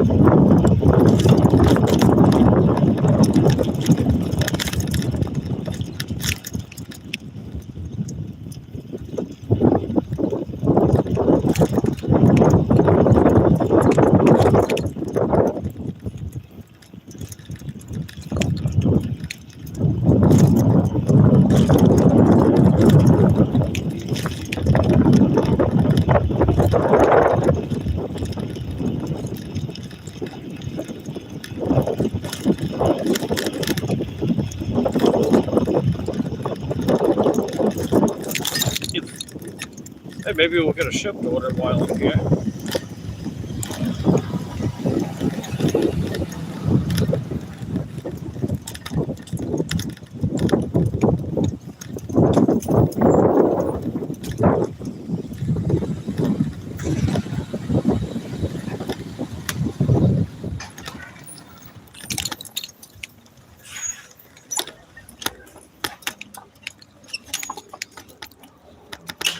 Yeah, I'll be out in a few. Appreciate you guys popping in, hanging out with me today. You guys are heckin' dope.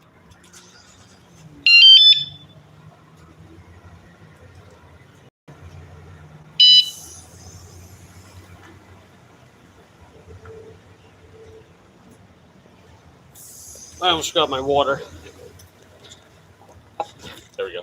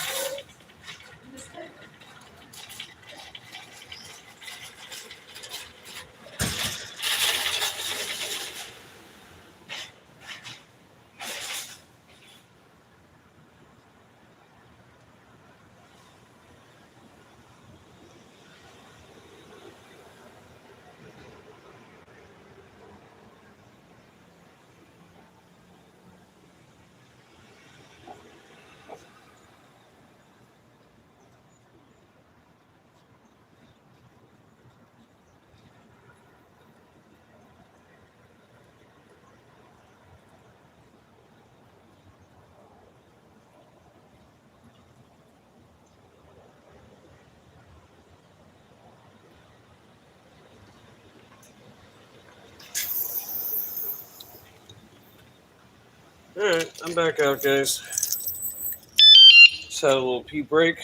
Got some water.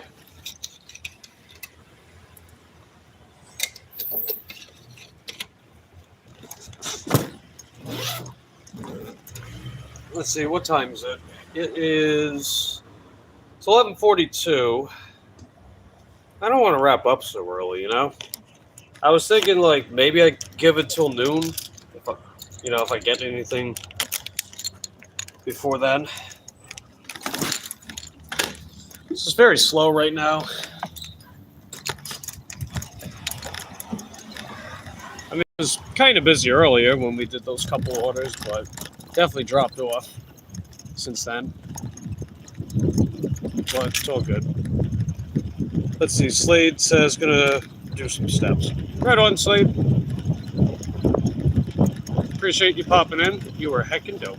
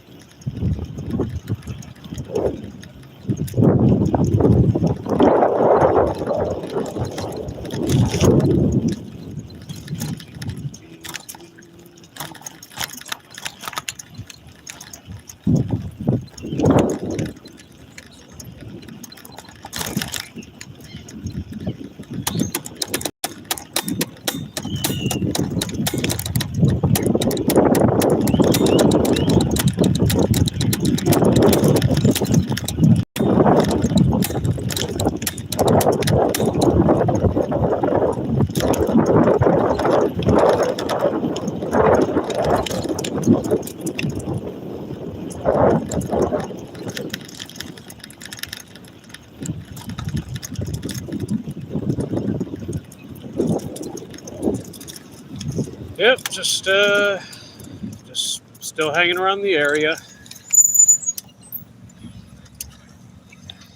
What's going on, Stiffy? Good to see you. Thanks for popping in. Is the purpose that matters, or is it hard going down the rabbit hole and forget purpose you always had because of ADHD, dopamine, needing release? I don't know. Maybe.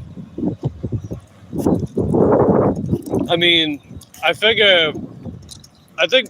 we're pretty much all trying to find some kind of sense and purpose of life, right? Some sort of sense of purpose, you know.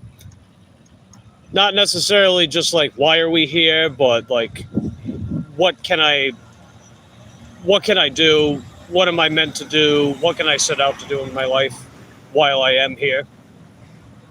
Perhaps. I mean, you can give a simple answer and be like, well, you're here because you were popped out of womb from your mom and dad. Sure. And then they could have whatever reason for that. And then you can think to yourself, well, from an existential point of view, why am I here? But I don't think there's a universal answer for that. And maybe there really isn't an answer for that. Maybe it's just something that we figure out along the way. You figure as you grow and get older and you gain more experiences, you kind of learn about yourself, right? You learn things about yourself. Not just from your self-reflection, but also what people say about you or how people treat you or where you're at a given point in life, among other things. Or you do something and you might gravitate towards that and become an expert at it, or just have, a heightened interest for it. Or maybe there's certain things that you do and you just don't really resonate with it. It's like a giant prolonged game of trial and error that, may or may not have a payoff, I guess. I don't know. So where's the release? I guess the release is just, gradually figuring out who you are, what you're good at, what you want to do, and setting out to do that stuff. perhaps. Maybe. I mean, I know things I'm good at. I know things I want to do. And day by day, I'm working towards those things, you know? So I guess that would be my release, per se.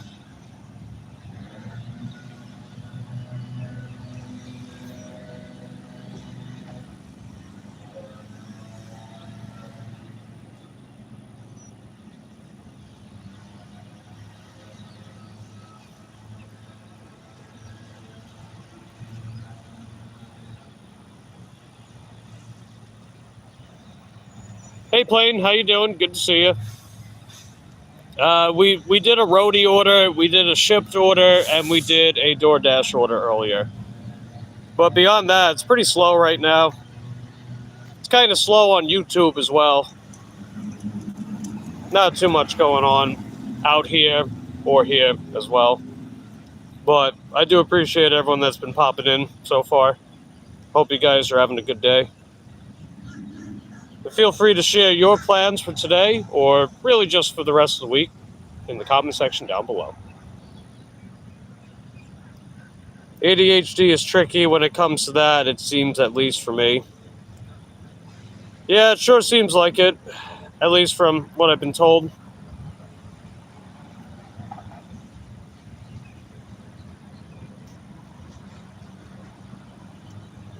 Because I know that one big thing that I hear from a lot of people that have ADHD is they want to do a lot of stuff, but they can't focus on getting it done, you know? And, you know, I guess maybe the real thing is to just, you gotta learn how to just pick one thing at a time and do it. And then when you get good at doing one thing at a time, you might be able to do more than one thing at a time quite well. And turn it into like a gradual process where you are able to handle sufficient workload from different things at once, but not at the expense of actually getting something done, you know? I know it's easier said than done, but I think that really is the bottom line, because Stone Cold said so, right? But if you don't figure out how to get good at finishing one thing at a time, then you're not going to get stuff done. You're going to continue pursuing projects, but never really finishing them, you know? I know I know people that have ADHD in real life, and they're applying that idea, and they are actually becoming not just committed, but sticking to that process of, like, if you had to pick out of the 5 or 10 things that you want to do, which one can you do right now? Just one. That's it. Forget about the other 9, forget about the other 5, 10, 15 other things. There's time for that stuff. There is. But what about the one thing? Just pick one. If anything, you can write all those things on little pieces of paper. Maybe you can put them in a bowl. Or you can do like one of those little wheel of chance things where you put the options on the wheel, spin the wheel, and it tells you whatever it lands on, that's the thing to do.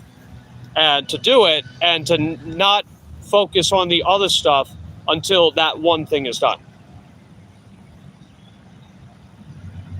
Let's see, Plain Shark says, I'm good, just trying to get money. Yeah, I hear you. We're at a little over $31 for the day, which is pretty good. Just waiting for more orders to come in, though. We've been waiting. I had to turn down a really bad order. I wasn't going to do that. But I'll have to see how much longer I want to stay out for. Most people have a moped brain. Mine's a Ferrari. Great engine, bad brakes. Well, think about it this way too. When people are asking, like, what do I do about this problem? When you say it out loud, that's a place to start. So, what you're describing, bad brakes, that's where to figure out how to solve the problem, the brakes. When you figure out how to apply good breaks, you know, then that could potentially help you finish through with what you're doing. Again, one thing. A bunch of things you want to do, put them all in a little bucket, put them all on a wheel, spin the wheel, or pick the one thing out of the bucket and say, all right, this is the thing that I'm going to do, and I'm going to put everything else to the side for right now until I finish this one thing. And no matter how tempted I am to focus on the other stuff, I have to also keep telling myself, if I do that, I'm going to stray away from the main objective, which means it's going to either take longer or I'm not going to get it done, and I'm not going to be able to follow through with the other thing that's distracting me. It really is about learning how to focus. You really got to learn how to focus. And I know it's easier said than done, but that is what you got to do. I know people in real life, they have ADHD, and one of their biggest problems is that they want to do a lot of stuff, but they can't focus. They get sidetracked a lot. I tell them the same thing. You got to focus. Pick the one thing and focus. Figure out how to focus. And mind over matter, right? Mind over matter is also part of that process, because that's one of the things that's going to help you to actually finish the thing, right? The one thing, to focus. Many people have children, work life, so it's hard to have the energy for, because you figure like these things that we got to do, right? It's very time demanding, it's energy consuming, it's resource consuming as well. So it can also be kind of hard to focus on that stuff too, because we already have like the one or two things that we are focused on and got to keep doing. Like, you know, I don't make money if I'm not out here working. You know, if I'm not out here working, I don't make money. So what do? I got to come out here and work. That's why I'm out here.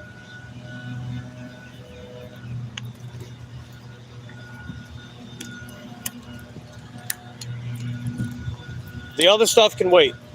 You know, the other stuff can wait. And when I have some downtime and when I'm able to put a little time aside to focus on that, I can do that instead. Because trust me, like at some point, I'm going to want to be able to take a day off, you know? Right now is not the time, but at some point, I'm going to want to take a day off and then pick one of the things that I want to take some time out to complete and dedicate some more time towards and do it. Like that song that I want to do, that channel theme song. I definitely want to roll that out this year, but I need to work right now. And I'm not giving myself days off until I'm in a better position to be able to take days off. All those things make it harder taking care of health, like diet, working out. Yeah, it does make it harder. I agree. More tired as well, it's hard. Yeah. Teresa wrote something, but it says message retracted. So I'm not sure what you wrote. Stiffy says makes sense. Yep. But of course, having a lot of spare time also has its challenges too, because now you have all the time to do all these things that you want to set out to do, and then you find yourself seemingly unable to really focus on any one thing, and then before you know it, you've reached the end of the day and you haven't really accomplished anything significant other than, you know, maybe going to the gym and working out. Same thing applies, right? Just put a bunch of ideas on a wheel, or write a bunch of them on little pieces of paper, put them in a bowl, pick the one and be like, this is what I'm going to do today, and I'm going to focus on that today. Okay, here we go. I got permission. You just got permission to mention a food company in my channel.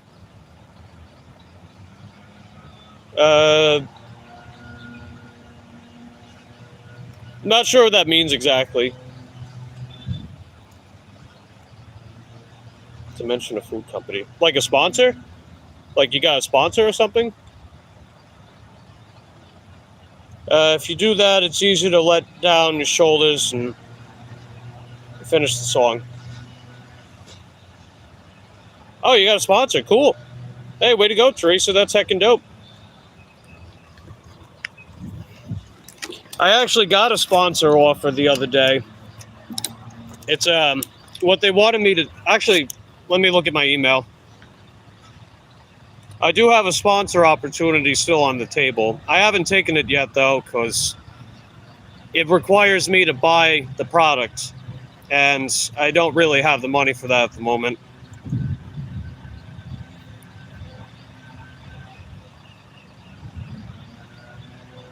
Let me go back to it. It's from an electric bike company called Glee Ride. Let me go back to the first email. Yeah, so yeah, it's from a company called Glee Ride, and what they want me to do, they said they're reaching out to invite me to test our new electric bike, the Glee Ride EC540. It's an electric city bike with 20x3 fat tires, 1,000-watt peak motor, a 48-volt 15 amp-hour battery, 32 kilometers an hour. So that's, what is that, 20 miles an hour? And what they said is that $100 discount code to share with your audience, link to our independent website and AliExpress store, which I can add to the YouTube video description to drive fans directly to purchase. Required feedback, several high-quality photos of me with the bike, a detailed YouTube review, and a vertical short video suitable for Instagram, Reels, TikTok for us to share to our social media channels. Basically what they said is place the order for the bike after purchasing from the store. Could you please leave us a positive review? Once the purchase is confirmed, we will refund the entire amount. You won't incur any costs. The problem is I don't have the money up front for it. So I had to tell them that I appreciate the offer, and I definitely want to partner with them in the near future. But I need to have the money for it first, which I'm working on, of course. And once I do that, then I can basically just get a sponsor like that, which would be really cool. I'm looking forward to that, but it's got to wait.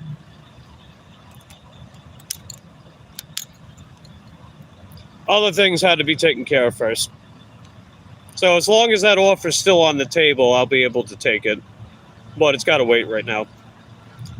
Stiffy says, happy for you. You could go places. You could do so many things. Like you could be a dietitian, something in science.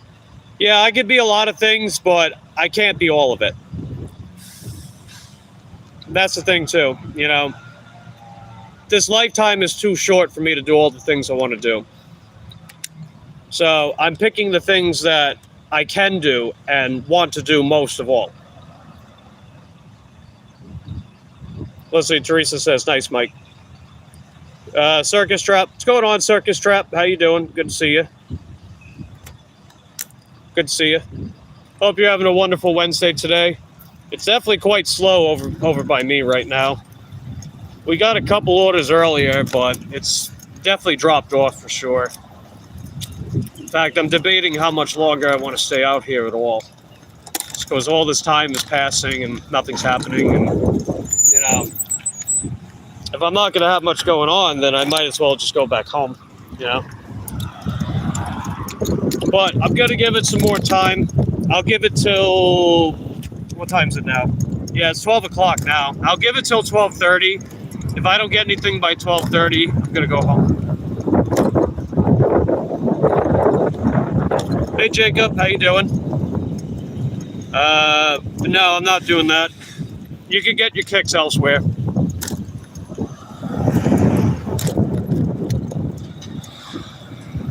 And you retracted your message. Well, thanks for popping by anyway, Jacob.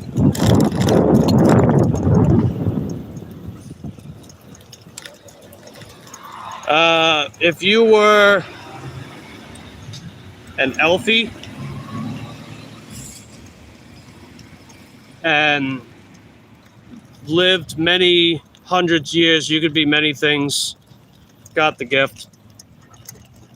I guess that would depend if I want to live that long.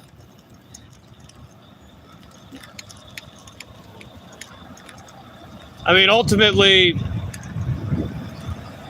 you know, I want to set out to accomplish some very important stuff that means something to me. And if I can do a lot of that, then I'll feel good about it. You know, I'll definitely feel good about that if I can do that, which I'm working on day by day. Let's see. Teresa says I'm hoping my new phone comes in before work. Yeah, that'd be great. That would be heckin' dope.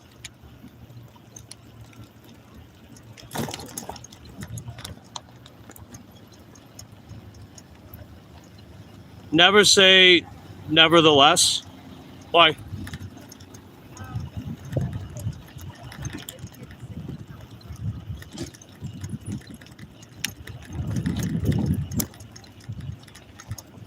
Yeah, still moving around. Is Stiffy a man-child? I don't know. You can answer that for me if you want, Stiffy.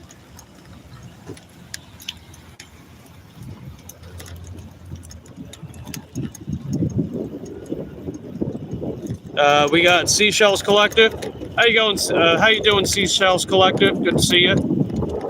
Hope you're having a good Wednesday so far. It's definitely slow over by me right now. We did get a few orders, but beyond that, it's just a lot of waiting. My least favorite thing about gig work, all the downtime. You know, I come out here, I want to get orders done, man. I don't want to just wait. I want to get orders done. And I want to stay busy until I'm ready to go home. Because I don't get paid for downtime, you know? Oh, let's go. Seashell Collector sent me a seashell. How very sweet. I appreciate that. You are heckin' dope. Got, what is that? Got the urge for something? No.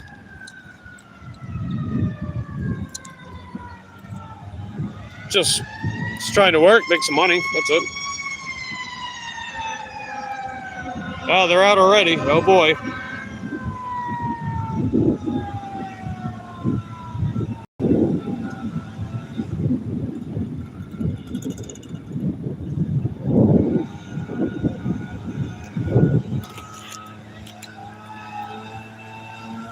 Are there any other YouTubers you watch? Do you like Faz Lifts?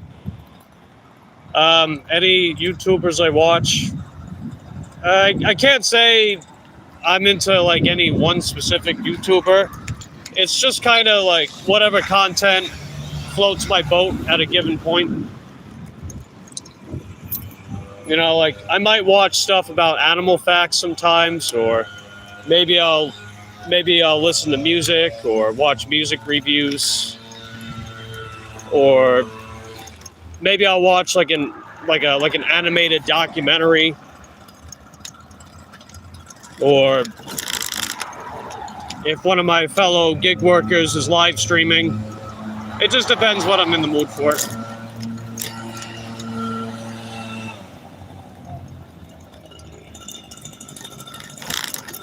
Yeah, I'm gonna move around a little more. I say we cross the street. Maybe I'll head that general direction. Slowly. Seashell says, today is Ash Wednesday. Maybe that's why it's slow. Yeah, that's a good point. Hey, Cobalt, how you doing? Good to see you. Stiffy says, glad you finally got a helmet. Oh, I've had a helmet for weeks now. I mean, I know for the longest time I didn't, but I've had it even before I started streaming again. Well, doing my bike dashing streams again. Oh, let's go, Mad Matt. He's pooping all over my stream. What's up, dude? Good to see you, Mad Matt. Appreciate those happy poops. You are heckin' dope. Hope you're out there making some money. Is it slow over by you? It's definitely slow over by me right now. He's got more happy poops. Appreciate that. Do I like Faz Lifts? I haven't really watched their content, so I'm not familiar with them.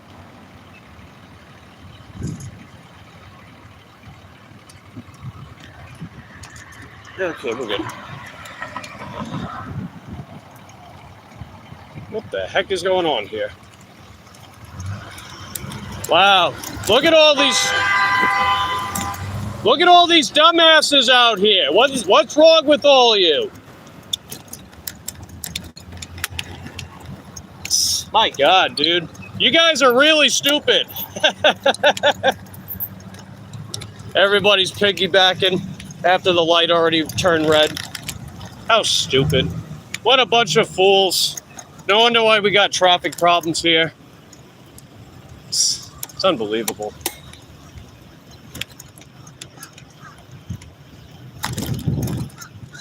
My God.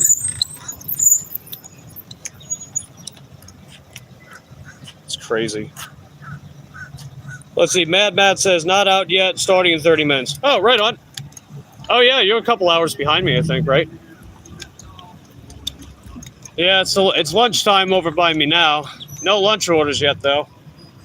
We did get a couple orders earlier this morning, but it's been pretty quiet since then. Should I bulk from... Hold on. All right, let me take this way.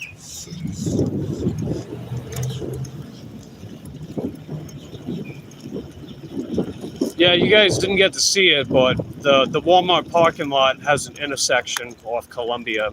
A lot of people were piggybacking with the left-hand turn, even though the light was already red. And, like, they were in the middle of the fucking road, dude. It's so stupid. It's like, you guys are going to get yourselves killed doing stuff like that. And they're the same people that, like, go, like, 15, 20 above the speed limit. They tailgate. They don't use turn signals. They brake check. You know, just all the assholes. Anyway, what do we got here? Should I bulk from 85 or 80-ish? You don't want to go over 91 again. Well, yeah, I would say keep it under 91. It just depends why you're cutting, you know? Like, do you have a good reason for why you're cutting? And how soon are you cutting when you bolt? Because, you know, it's a phase. It's not the end goal. The end goal is the off-season. And part of the off-season is the bulking phase. From whatever weight you're at now to whatever target weight range that you're aiming towards. Just bulking and cutting is just getting rid of the same amount of weight over and over again. And you're not giving your body the metabolic adaptation to actually grow sufficiently. You know, it's this wild roller coaster ride that looks like it has payoff, but it really doesn't. But you still keep riding the roller coaster anyway.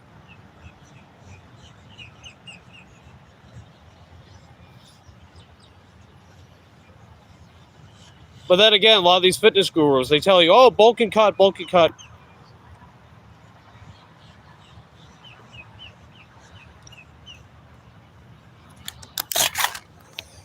Anyway, what do we got? Is Stiffy as cool as your Norwegian friend? I don't know. I mean, I'm not picking favorites here. What's up, Cole? How you doing?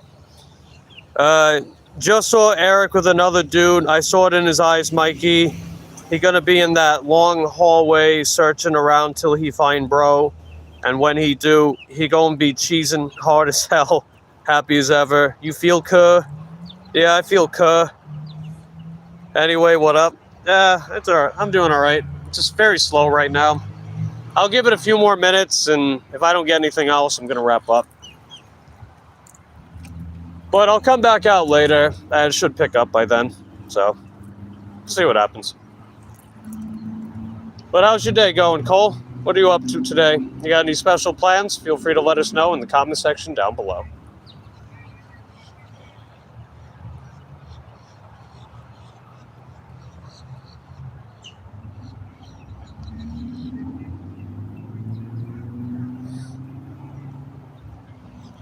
I see most say eat a little over maintenance, not like go crazy, 4-ton gains. Maybe I'm exaggerating. Yeah, probably, because you're not going to, like, you're not going to see these like super noticeable transformations if you don't give it enough time, you know? Like, this is a process that takes years and years, you know? It's not just something that you do for 4 months and then do the other process 4 months and then repeat the other process 4 months, so on and so forth. It doesn't work like that. You know, ultimately, if someone wants to put on some size for an off season using the bulking phase to get to that weight range, you want to stay that weight for a while, especially if you don't really have competitive aspirations. It's like, why does it matter if you cut down? Who gives a shit? It doesn't fucking matter. Give your body enough time to actually put on significant muscle tissue, and then when you do decide to cut down for a formal reason, you'll actually notice the difference. But you're not really going to notice any significant difference if someone were to spend 6 months out of the year bulking, and then when they hit the weight range, they then cut back down for another 6 months and crap like that. It's just yo-yoing, you know? You're yo-yoing the same weight over and over again, not giving your body those metabolic adaptations to actually make noticeable gains.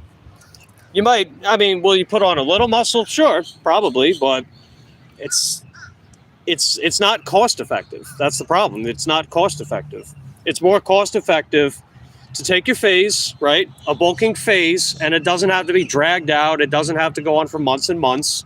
Get up to your target weight and spend the rest of your off season, for however long that is, in that weight range, maximizing your performance in the gym. Because you're at a weight range that you find to be most suitable to give you those advantages, to push yourself harder, to, you know, push as much volume as you need, to gradually grow stronger, to give it your 110% with each and every set. But these fitness gurus, they tell you otherwise. They tell you that because they want you to keep buying their stupid programs that don't work. Or if they work, it isn't necessarily because of the program itself.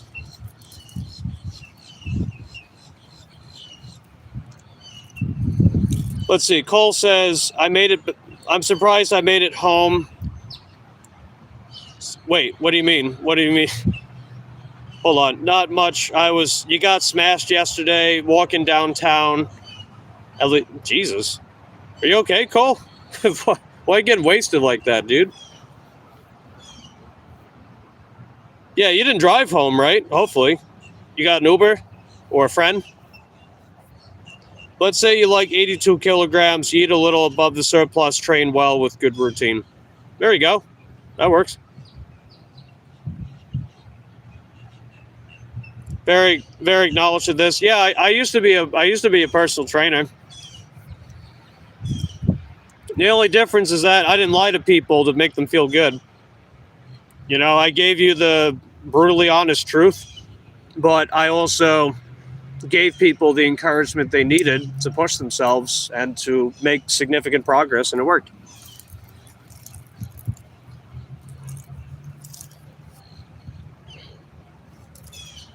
But, you know, I ran into problems with that too, because people don't like doing what they're told, and you tell them what they're going to do and how it's going to work, and you help them learn why these processes are in place. And I don't want to do it. I don't like that. I'm going to do this instead.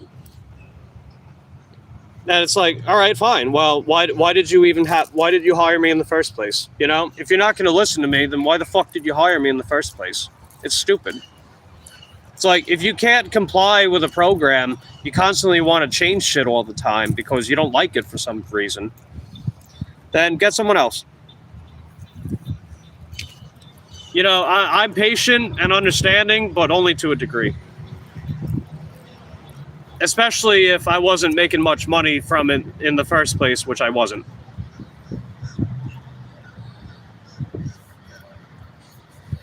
At least me doing what I'm doing as a bike dasher, because I was doing my personal training on the side of me doing my gig work stuff for a couple of years. You know, I set out to do something for X amount of dollars, X amount of miles. Easy. Not as headache-inducing most of the time. I get paid. And there you go. Mentally, it works out better for me. No, I walked all downtown, sat at sidewalks at times, then continued to wander like a lost sheep on the road. I got you. Slade says I eat a little surplus when I get to that target weight. Yeah, that's fine. You figure it's a weight range, right? It's not a specific number. Like, oh, I'm at 90 kilograms and I must stay at that 90 kilograms throughout my off season. It could go up, it could go down. It just depends what's going on.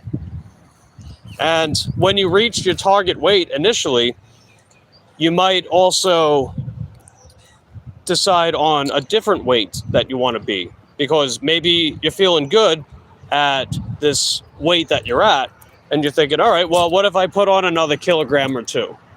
And then you kind of experiment a little bit and to see what feels overall best. You know, you are your own test subject, right? And your coach is going to help you they're going to help you they're going to help you with that process. If they have your best interest, of course. If they're just trying to give you pointless busy work, like, oh, let's do all these jumping jacks and burpees and shit, and that has nothing to do with your goals, then you're just wasting your time and your money. That's what I don't like about, personal trainers at gyms a lot of the time. They give you bullshit exercise routines, and they don't even teach you why you're doing the stuff that you're doing. A lot of the time. I'm not saying they all are, so don't come at me, brah. But a lot of the time that is the case. They make you do cardio and do jumping jacks and stuff. And then half an hour later, all right, pay up. It's like, I could just do that when I already go to the gym. Like, no kidding, man. A gym I used to go to, one of the trainers had the first 30 minutes of their client's workout be walking on a treadmill. They could do that 30 minutes before the session. Or after the session, depending on what their goals are. They could do it before or after. You're basically just having your money gouged out by these fucking vultures that pretend to be personal trainers to do something you could just do on your own. You don't need to be told by somebody, hey, go on the treadmill, warm up. You could do that before. It's so freaking dumb, dude. And the problem too is that, you have an hour session, you're paying for the hour session, right? Half of that session is already gone because you were just spending your time walking on the treadmill. What are you going to do for the next 30 minutes? What? You're going to do jumping jacks, right? Jumping jacks. Oh, let's take the pink dumbbells. Let's do shadow boxing though, right? Let's shadow box with the dumbbells too while we're at it. It's like, get out of here, dude. What are you doing? No. Whatever your client's goals are, make the program tailored for it. Come on, dude. You get paid to do that for a living, These clients are paying you to help them get into shape. But all you're doing is just making them spin their wheels so they can keep getting hemorrhage of their hard-earned money. It's just too much. It's like that stuff you can do before your session, Let's see. Not even being funny, when I arrived home after I spent solid 3-minute beating, I realized how pointless it was. Must have been the medication. Medication and alcohol? Come on, Cole. What are you doing, dude? Growing muscles different than cardio.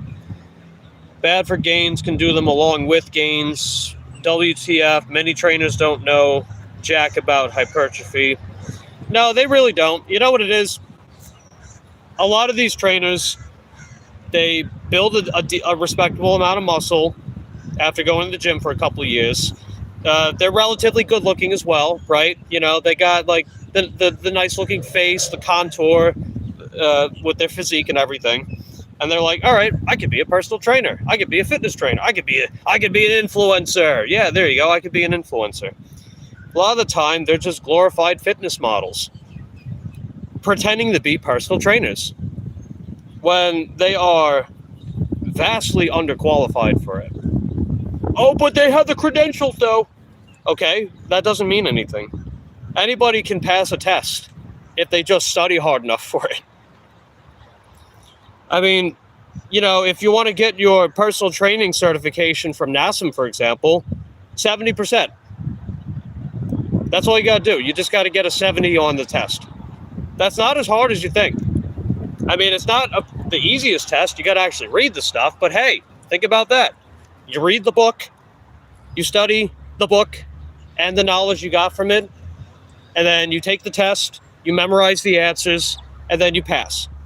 Standardized testing. It's the same thing as school. It's easy. It's not as hard as it sounds. It's not. You just study, you remember, and then you take the test and you pass it. That's all it takes. As far as like follow up to maintain the certification, that's easy too. Just take another course. Take another course, you get your credits, and then you can keep being a personal trainer. Quote unquote personal trainer. Because I have the credentials, but I actually don't know what I'm doing. You know?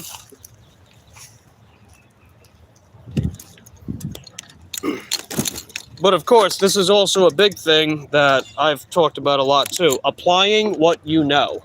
It's one thing to study for a test and pass the test and get your certificate. But how much of what it took for you to pass the test do you actually remember? How much of it do you actually apply in the real world? You know, you can learn all the things you want, but if you're not applying anything that you know, then what's the point?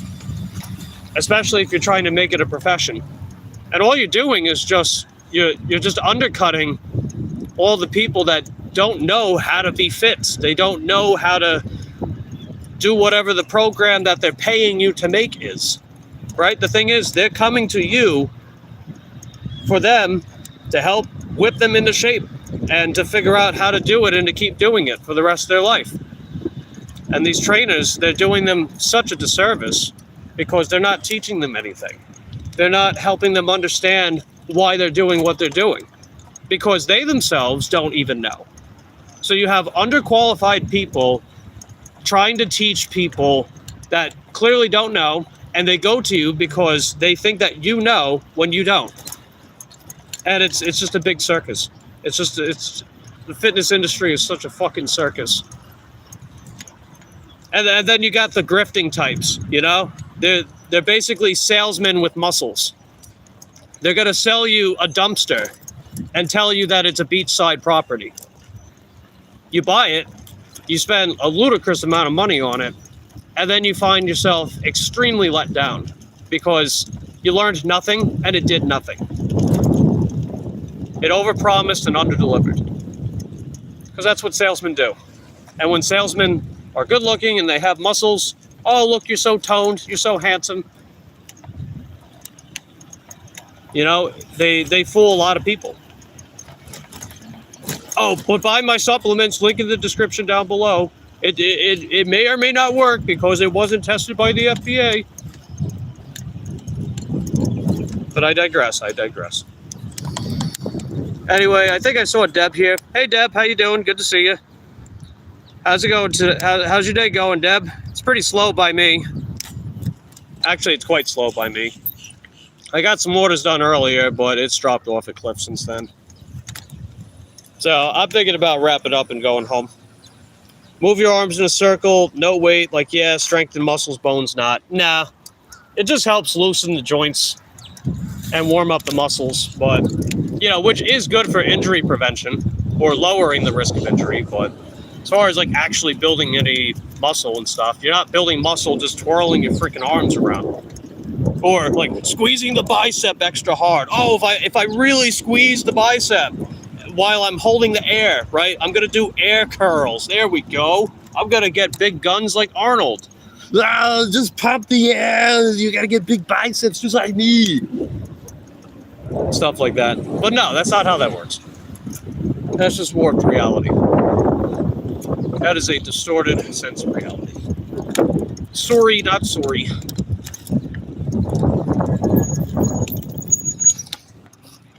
Speaking facts, yeah, I'm just being honest, that's all. I heard you talking about... Oh, what do we got? Oh, we got a... Oh, no. KFC. Fine, I'll take it. I don't want to go there because KFC... I don't know, man. They can't get their act together with getting these orders done. But I'll give them the benefit of the doubt this time. If I get the match. I just want to make a few more dollars, man, you know? All right, here we go. We got it. $6, 1.8 miles, KFC. I don't want to go there, but we're going to do it anyway. Potential spam. Go away. Leave me alone. Leave me alone. Me no love you long time. Mike is single-handedly keeping the industry in the light. Hey, I'm just speaking my mind, you know, and it is a topic that interests me. It interested me enough to become a personal trainer myself. But it wasn't just because, like, I had this idea, like, oh, I want to help people get fit or whatever. But I did because I just found it interesting. Because I applied it in the gym. I learned a lot along the way. I was like, hey, this is pretty cool. Like, maybe I can carve out a niche for myself with that. And I did for a few years. I got my certification back November 27th, 2019, after I passed the exam, because, you know, taking the exam wasn't hard. It's a test. Memorize the answers and take the test. It's not as hard as it sounds. I mean, you figure you spent the first 18 years of your life learning how to take a standardized test, right? So you have that advantage. So I did that, and I just got better at my craft, and I coached people locally. I did some online stuff, not like an actual official business or anything, but, you know, just put the word out there, word of mouth. Some people, and I had some pretty cool stuff go on with that, you know? I had a client who had a herniated disc. She was doing jiu-jitsu, and I helped coach her up to doing weight-plated deadlifts with no back pain. No back pain. Because if you know what you're doing and you have proper supervision, she also has a doctor that helps oversee her lower back as well. So I was also partnering alongside with them because that's what you do. And she was able to do deadlifts, barbell rows, squats, zero back pain. I had another client. She was online. She was also related to the other one. And she has arthritis in her knees. And we basically had to figure out how to get her quadriceps to be stronger and gain more stability from her hamstrings and glutes, right? So we worked our way towards that progression. And guess what? She was doing weighted squats pain-free, and she was able to squat along her floor. I had another client with a torn rotator cuff. He also had some lower back pain, and he was an older gentleman in his mid-60s. And he was in good shape himself. He was able to do pull-ups and push-ups. He was pretty fit. He had a good amount of muscle already. But I helped him, coach him up to weighted pull-ups and with full range of motion. As in, he's able to unbuckle his shoulders when he's hanging off the bar, right? Because you got to do that to get that deep stretch in the shoulder blades. You got to unbuckle your shoulders. And to not pull with his shoulders as much, because when he would do pull-ups, he'd get shoulder pain from it, especially with the torn rotator cuff, right? I also taught him how to do shoulder exercises without the inflammation in that rotator cuff. That way he can actually build it up to get it stronger. You know, I got other examples too, but this was because these are people I was working with closely. I brought my own equipment to progress with. I did that week in, week out, multiple sessions a week per client. And I did it because I cared. And I did it because I'm not a grifter. I did it because I'm not selling you on bullshit. And it was fun for a while. Until it wasn't. So then I unofficially retired from that. Although I still find the topic interesting. And interesting to talk about sometimes.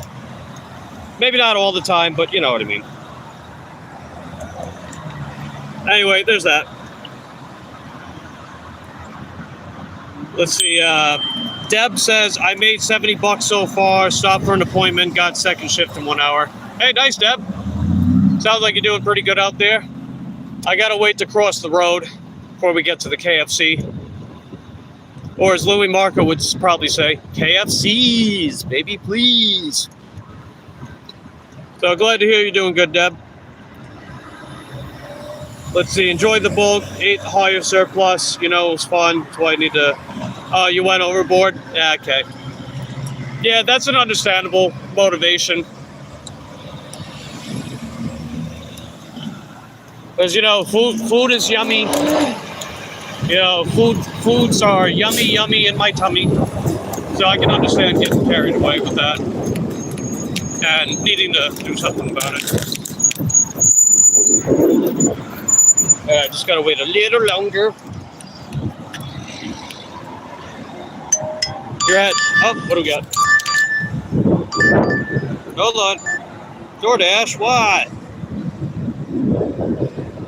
That's a pretty decent order too, but I can't get it right now. Well, actually, it's not that good. It's only $3.75. I meant to pause DoorDash. I forgot to pause them. I'll do that in a second, and then hopefully they'll send me. Hopefully they'll send me a better order this time. I'm just glad I finally got something worth taking. I don't like the merchant that I'm picking up from, but hey, maybe this is a good time. There's no one in the parking lot, so hopefully they're actually working on the order. Or the order's already done. I guess we're gonna find out though, right?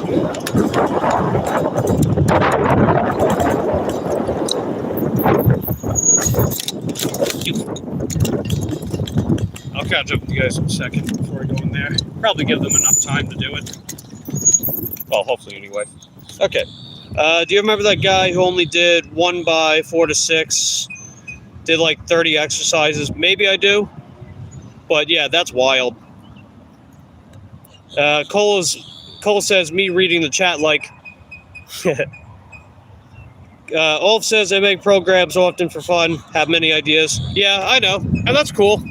I get that.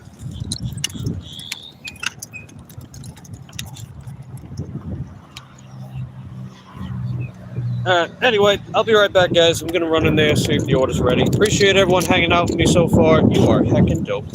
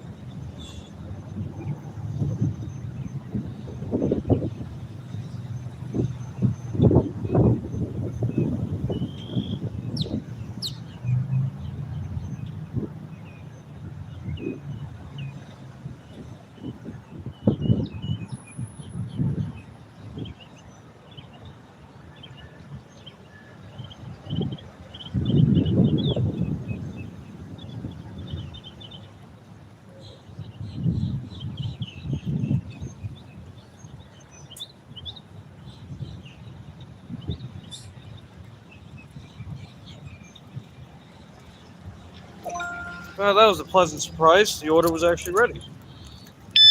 I like when that happens. And if you like it when orders are ready, then lick the video. Let's put this drink in here. Can I fit the order in here too? I think I can. Hold on. Let me see. Oh, I think I can. Wait. Let's try it. Hold on. Just gotta do the thing with the thingy real quick. And yay, the order fits. Hurrah, the order fits. Let's go, baby. I like when that happens. Okay, just gonna let them know I'm on the way, because that's how we roll. We gotta go to 50. Oh, I know who this is. Okay. Yeah, decent customer. They always tip a couple bucks. Alrighty, let's head over there.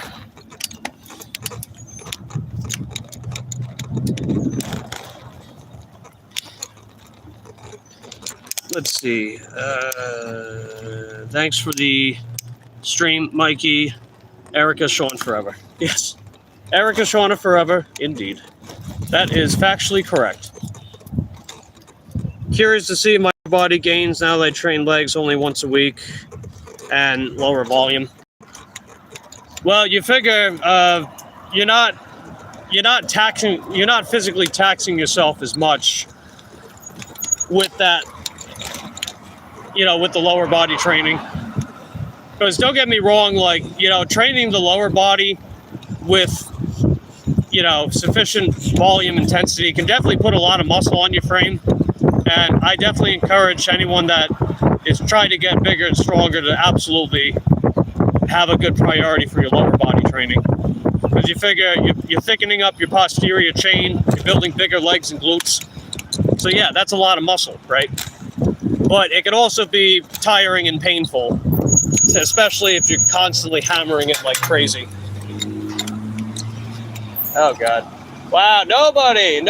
Look at all these drivers that won't let me pass. Wow, congratulations. You get participation trophies for being dicks. And, we live in a society where participating makes you first place. So, I guess they're all first place at being dicks too, right? Oh well, I digress. Let's go drop this bad boy off.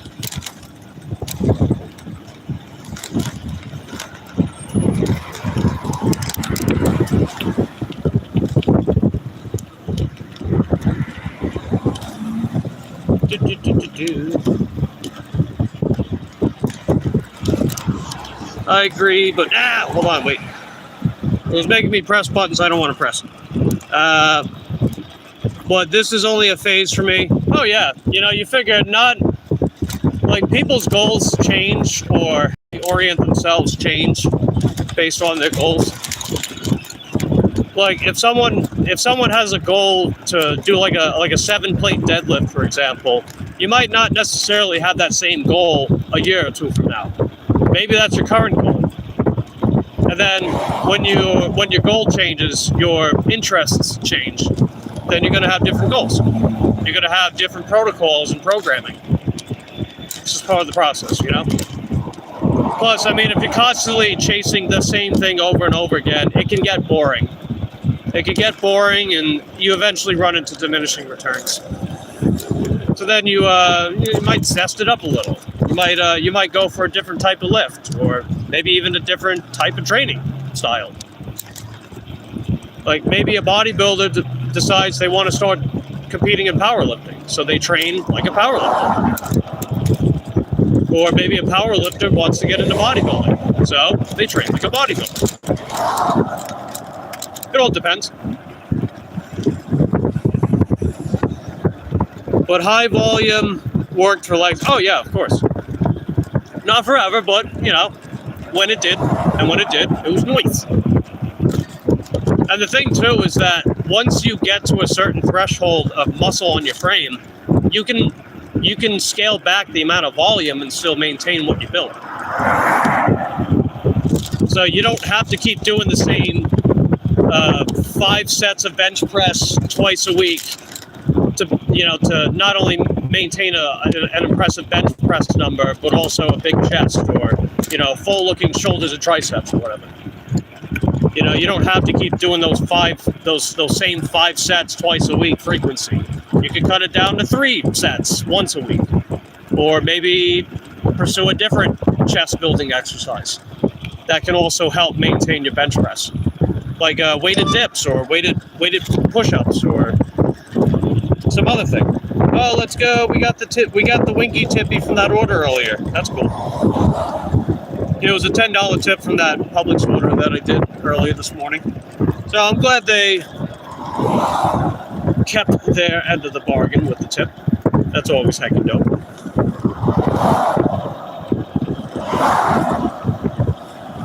Hey, what's going on, Dolly? Good to see you. Hit the like, share, subscribe, show support, blessings. Together we grow. Hey, appreciate that. Hope you're having a good day so far. We're dropping off an Uber Eats order from KFC.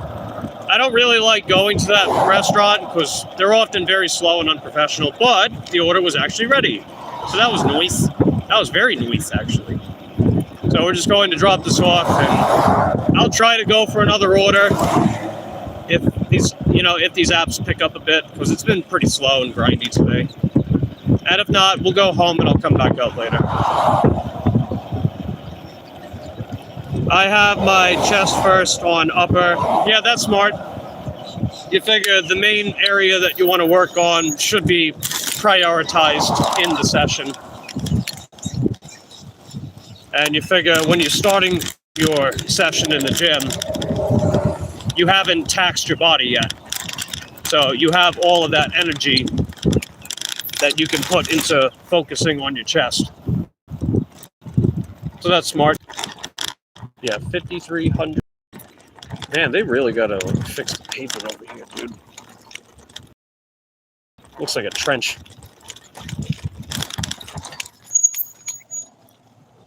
Because it's lacking more than back, but 2026, the year of torso, from what I can see.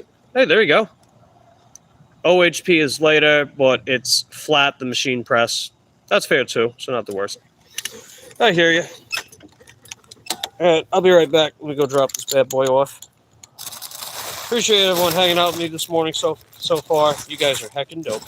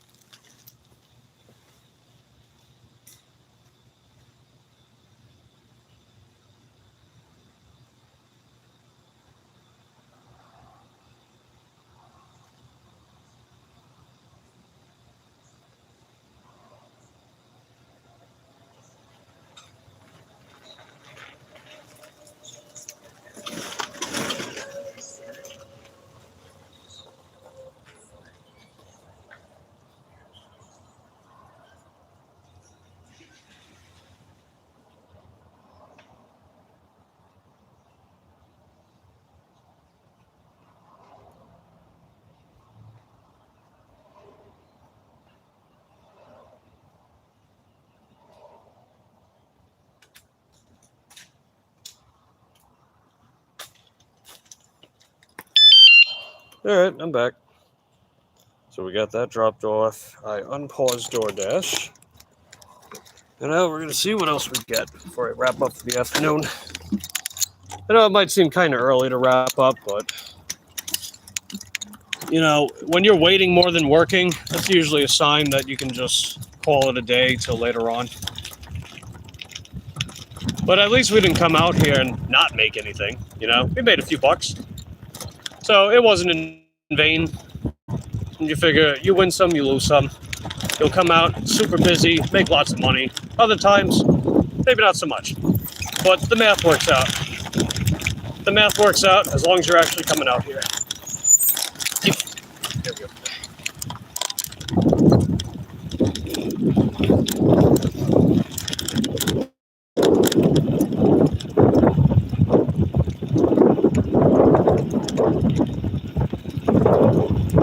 I'll catch up with you guys in a second.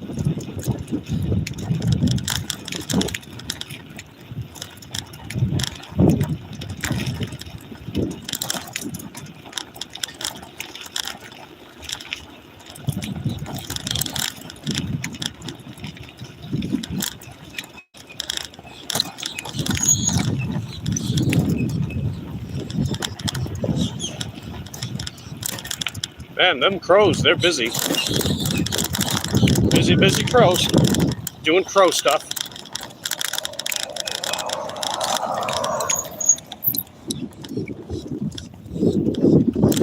Yeah, here's a shaded spot.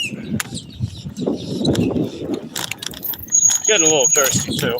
Should probably have some water. let's see. It's hard to OHP after an incline. Yeah, it is. Because you figure the incline, you're definitely pushing your front delts and triceps a little harder compared to flat. It's a leverage thing, you know. You're getting a little less favorable leverage when you're lining more up towards the, you know, the direction of gravitational force.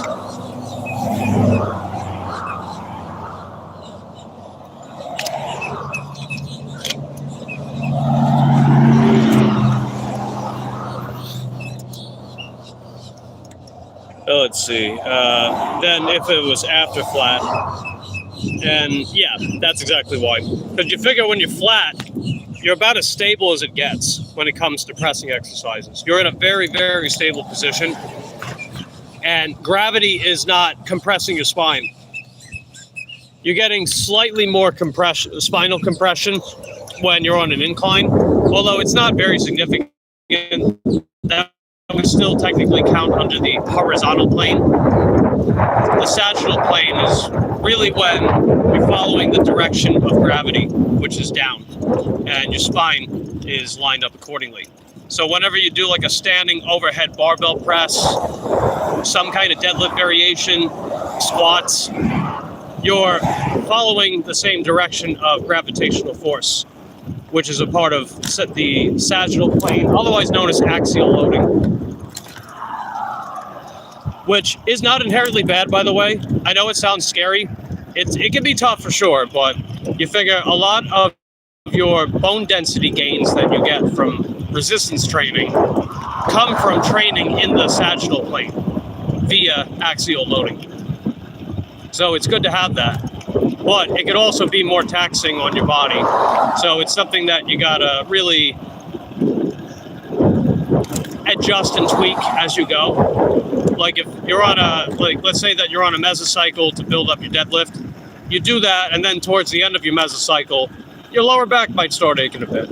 That's usually a sign that it's time to wrap up your mesocycle after you've accomplished your goal.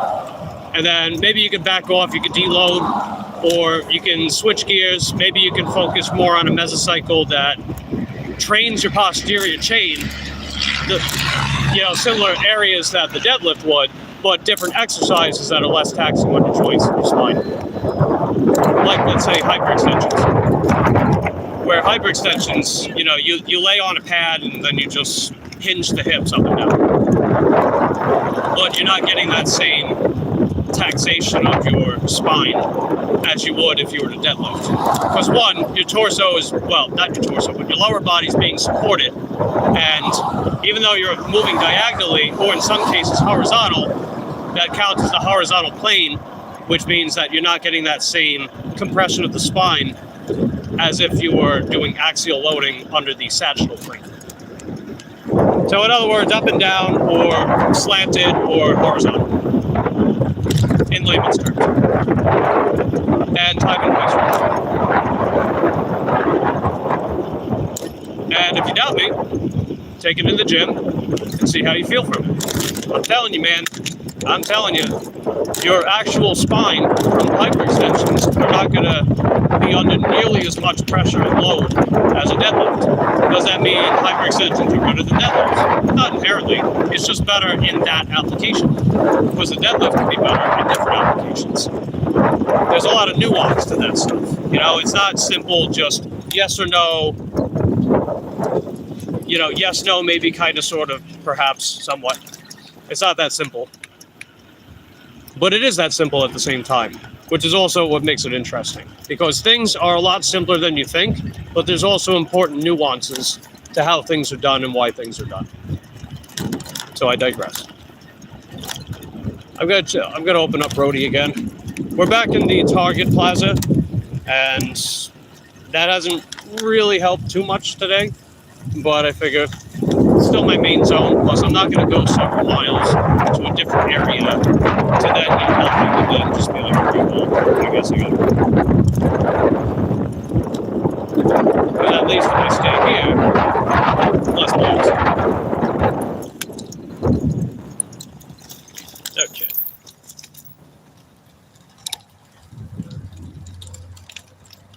see what else we got. We got machine, even better, less stabilization. Yeah, exactly. Because you figure you're getting that support. You're in a very stable position, so the need to stabilize your torso in space and time, not as important. I blame Erica Shauna for all my problems. Hey, that's fair. When in doubt, blame Erica Shauna. Poke says same. Oh, here we go. What do we got? Come on, DoorDash. What do you got for me? No Wi-Fi. Stop it. Oh, let's go. We got another short commute order. Let's heckin' go, baby. It's almost $6 and it's going across the parking lot. Like right there. Literally right there. Let's do it. Bike east. Why don't you bike east? Yeah. Alright, so let's add that $6 order from earlier. This is $5.84. So we're going to be at $43.15 for the day. I'd like to stay out long enough, maybe crack 50, 60. But we'll see what happens. Alright, so you know what I was telling you guys earlier, right? If you want to get the worry-free on a sign, even if you don't get the pop-up, you got to tap this link. Waiting for your order. Blah, blah, blah. Tell us why it's waiting. So we'll say still prepared, still being prepared when I arrived. Then I'm just going to let the customer know, waiting for the order, just like that, right? And then after a certain amount of time passes, you go to the top right-hand corner up here with a little question mark. You tap that, and then you go to issue at store. You go to whatever it'll say here. It might say, like, excessive wait time. So then you would tap that, and then it'll show the worry-free on the sign. It takes a while, right? If I'm not mistaken, I think it's 10 minutes after you tap the link, or it's 10 minutes after the pickup time. So that's how you can get the worry-free on a sign, even if you don't get the pop-up. But you have to tap the link. If you don't tap the link, you're not going to get it. Because if you don't tap the link, DoorDash doesn't know if you're actually waiting for the order. So when you tap that, you're telling DoorDash, I'm at the store waiting for the order. So just a little neat trick for you guys.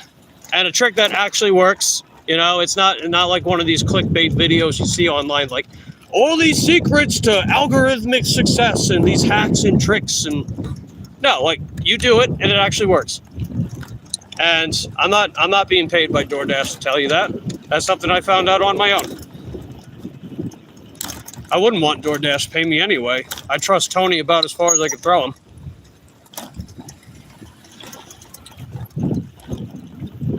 Man probably never did a single DoorDash in his life.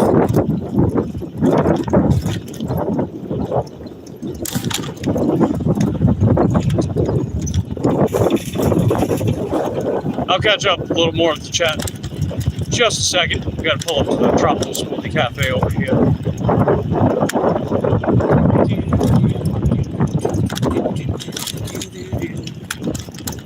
Here we are.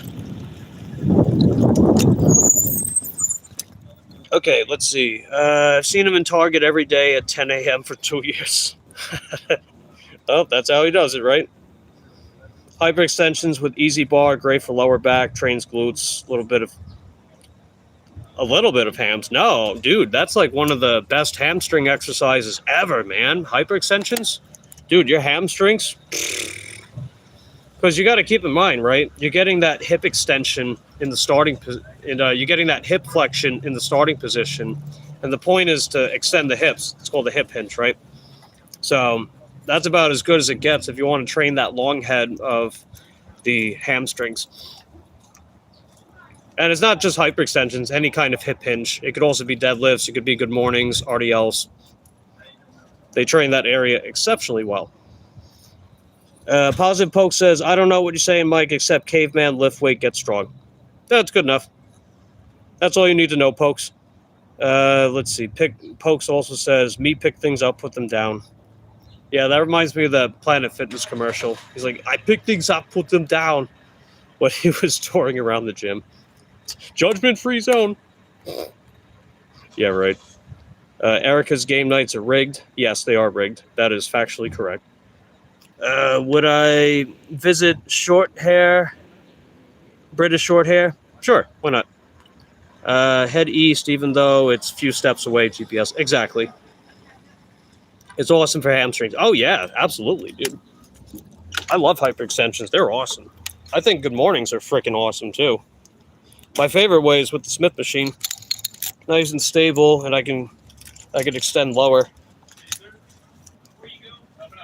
Anyway, let me run inside real quick. I'll be right back. You sound like it.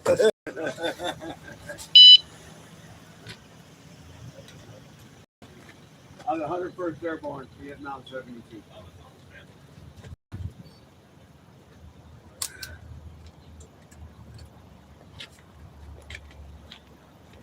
But I appreciate you guys thinking of us.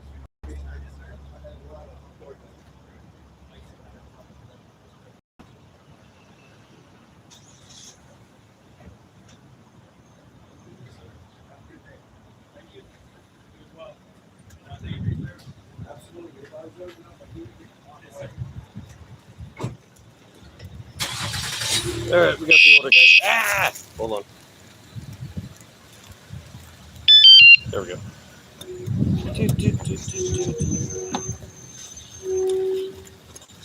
The white line's fading.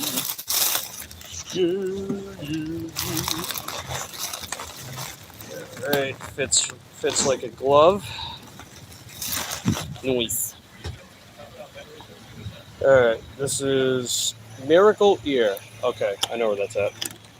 Yeah, it's right across the parking lot. Okay, that was probably the DoorDash customer.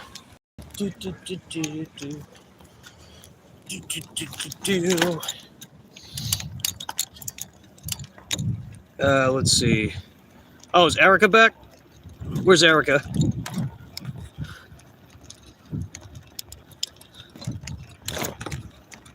I know he was here earlier.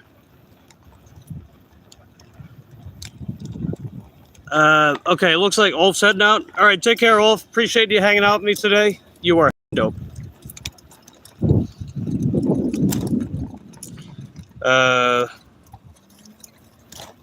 Still get low ratings on time. Oh, actually, I don't. So as long as I hit that link, then DoorDash gives me that exclusion if the pickup time is late. They always do.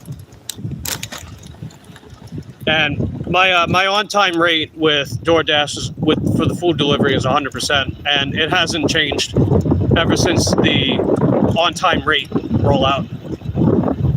Because I always do that. I always hit that link no matter what. People forget to do it, and then they wonder why they're late for the pickup. It's like you gotta hit that link. So even though that doesn't control the drop-off time, the amount of time it takes to drop off, you can at least cover that part. And if the time is close enough, they can exclude it from your ratings. It works, I'm telling you. You don't have to believe me. Just go out there, do it, see what happens. I'll be right out.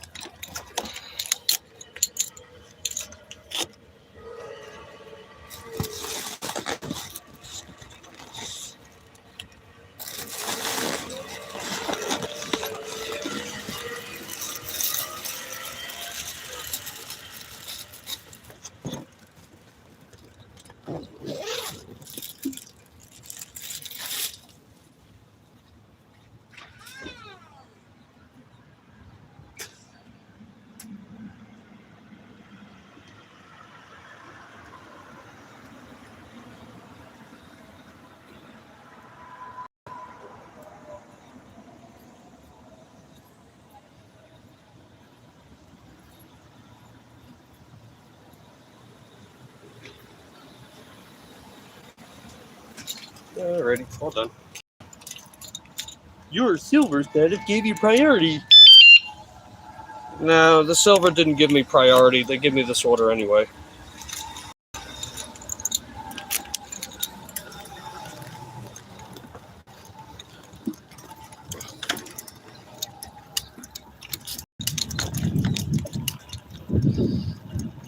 Let's see, what do we got? Is that Kayla? What's going on, Kayla? Good to see you. Thanks for popping in. Hope you're having a wonderful Wednesday today. Appreciate you being here. You are heckin' dope. Alright, I guess we're gonna just stick to the Target parking lot. Quick time check. It's 102. Alright.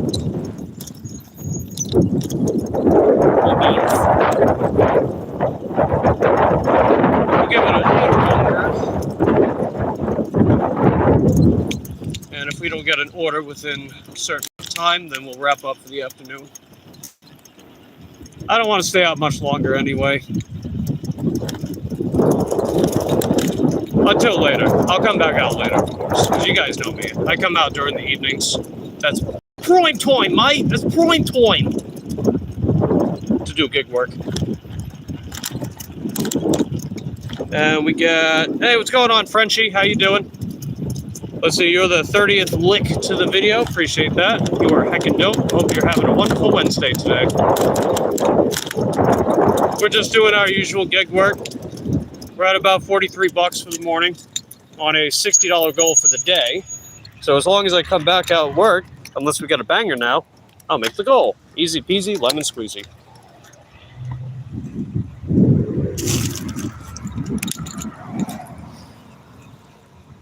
Let's see. Hey, Sonny, how's it going? Good to see you, Sonny.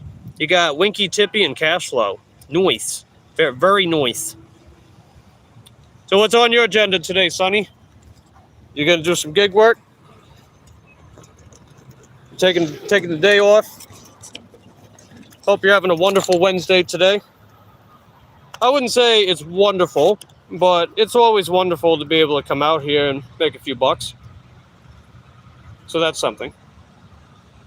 All right, there's a couple roadies in here. I'm going to check them out. Let's see what we got. All right, there's one by Home Depot. It's paying $26.47. That's pretty good. It's going 7 miles, so that's also not bad. But it's got 308 pounds of stuff. I don't know, man. You think I could do 308 pounds on this tiny little bike? I don't know. There is a CVS in here, but it's going 11 miles, so that's rough too. And it's taking me out to Christmas, which is, that's on the way west towards Orlando, and that's a no man's land. That whole stretch of area from here west to Orlando, there's like nothing there. So I would basically have to go 22 miles to drop off the CVS order. And yeah, no thanks. Hey, maybe someone heading towards Orlando can take it. Not a bad deal, I would say.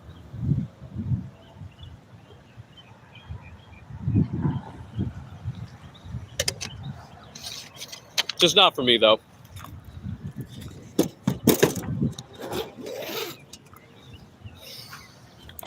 Let's see. Sonny says, probably be at home today trying to get something done around the house. Hey, that's fair. You know I've been talking about trying to give myself a day off. It's I'm not doing it right now, right? We're going to go through the rest of February, finish on a high note, because you figure we've been doing pretty solid the past week. I did take yesterday off because I was out of town. And I did catch up with one of my high school best friends. I haven't seen him in almost 5 years, so it was cool hanging out with him for a little bit again. But you figure I did well enough on Monday to make up for that. And we're basically just getting back on track and keeping the rhythm going by being out here right now. So, cool beans. Good stuff. Well, I appreciate you hanging out with me today, Sonny. You are heckin' dope. We're at about 43 bucks, so yeah, just another $17 today. We cracked 60. I'd like to make 100 though. You know, if I make like, oh, hold on. If I make like 40 to 50 bucks during the daytime, then I could pretty much crack 100 as long as I work the evening. I've noticed that over the years. You know, if I do well enough during the day, I could definitely pull in $100 by night. Not just night alone, but like, combined. I mean, if I could make $100 just working evenings, that'd be awesome, dude. I would love that. But I'm not in the right market for that. So I make do with what I got. And, making do with what you got is often better than not having anything to make do, right? At least that's how I see it.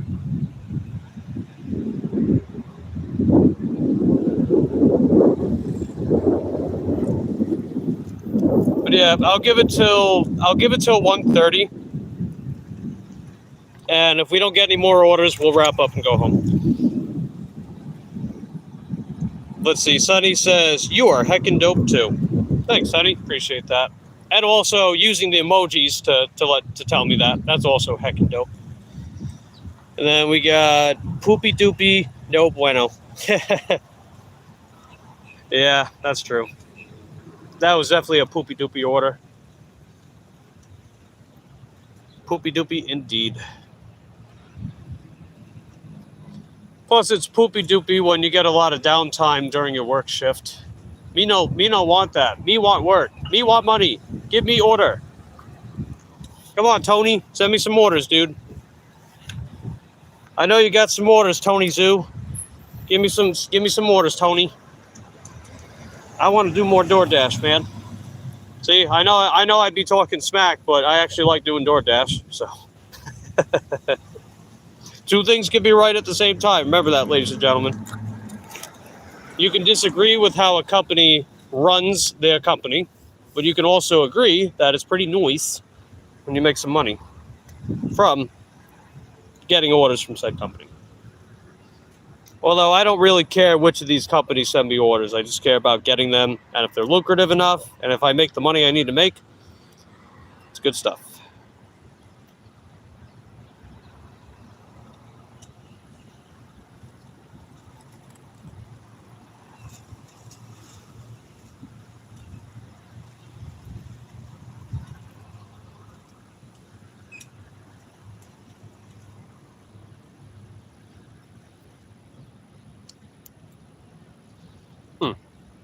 I'll check that out later.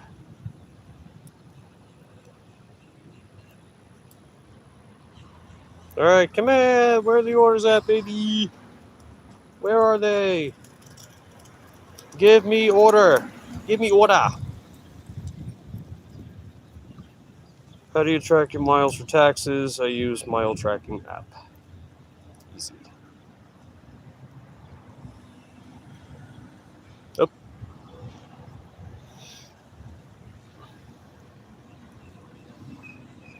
Let's see. It is 10 after 1. So, yeah, pretty much another 20 minutes. I'll give myself another 20 minutes. And if we don't get an order by then, we'll go home. Because I'm not going to just sit around out here, We got Trapper Born. Hello, Trapper Born. How's your day going? Appreciate you popping in. Hope you're having a wonderful Wednesday today. We did some orders earlier. A lot of waiting too, but we're doing what we gotta do. In a little bit, if I don't get another order soon, I'll go home and then I'll come back out in the evening. Like DoorDash and stuff. Because that's what I do for a living. I do DoorDash and other apps on my electric bikes. I guess you could also count YouTube as part of the living, because I do make income from YouTube. Not a lot, but I make some stuff. And I do notice whenever I go live more, I do make more. So there's kind of an incentive there. But I'm also over the burnout that I had for a while. I actually started getting burned out from making pre-recorded stuff. And I was like, well, I don't really feel burned out from streaming anymore, so let's do that. Plus, I know a lot of people that came to my channel, a lot of them came because I was live streaming and stuff. So there's that as well, But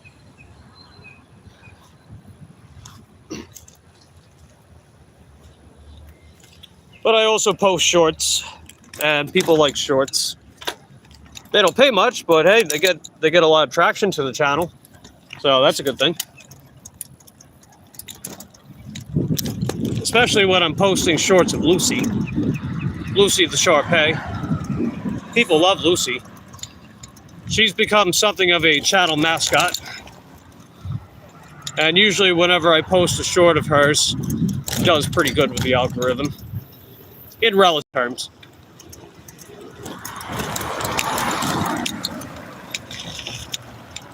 Like, I know the one that I uploaded yesterday, where she's playing in the kiddie pool with one of her friends, got like over 3,000 views. I'm like, hey, there you go.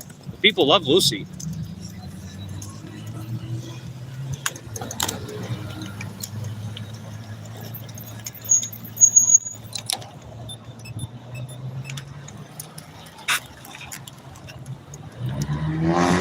Yeah, I'm crossing the road right now. Well, not right now. I'm gonna wait till we get the okay, of course. But I figure I'll just inch my way back towards the house and give these apps an opportunity to send me something worth coming back for. And if nothing, then we go home and wrap up. For now. Till later.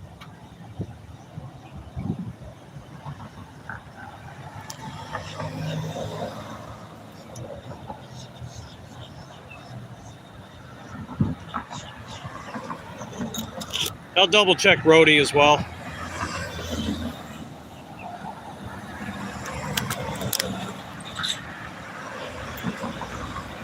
Yeah, still that same CVS pickup. You know, the 11-mile one. Not taking that.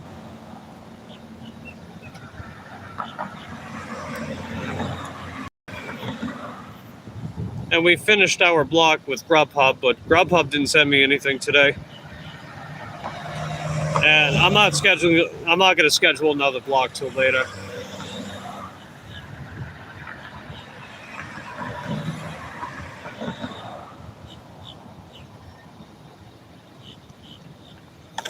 All right, we can cross.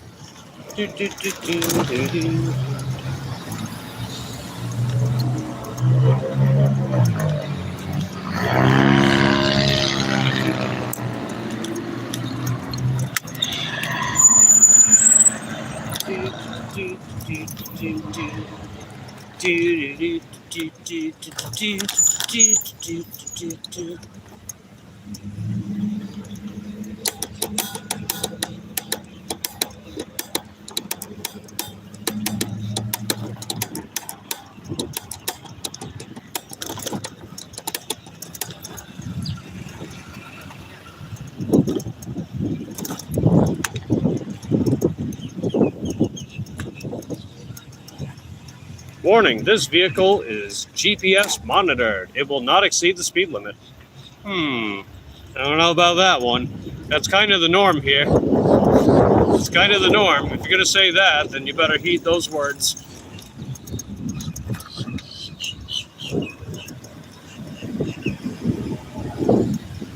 They don't say anything about turn signals, though. I'm going to see if they actually use a turn signal or not. And then I'm going to be like, hypocrite! Nah, I'm kidding. They would be a hypocrite, though. They are... Okay, they were pulling in a parking spot. Fair enough. I'll grant the benefit of the doubt this time. And if I do, consider yourself lucky! Because I am the all-seeing eye of Titusville. That's how I roll, baby. I got that big third eye on my my gigantic forehead, on my gigantic melon-shaped head. I see everything.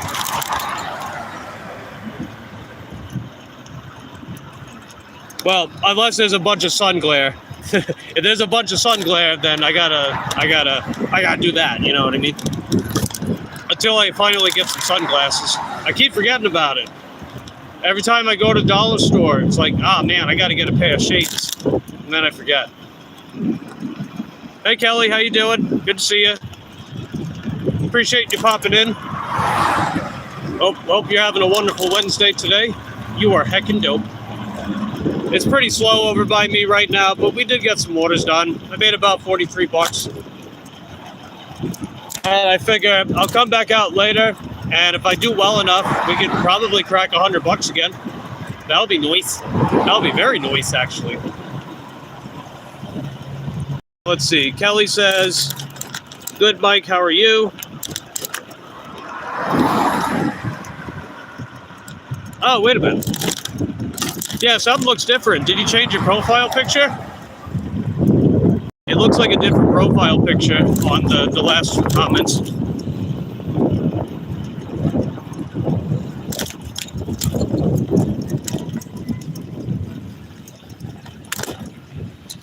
Alright, I'm going to use crosswalk once again. Let's see. Oh, you did? Okay. Just now. Yeah, that's what I thought. See, I told you I'm the all-seeing eye. I see everything. Except when the sun's glaring on my phone. That is my weakness.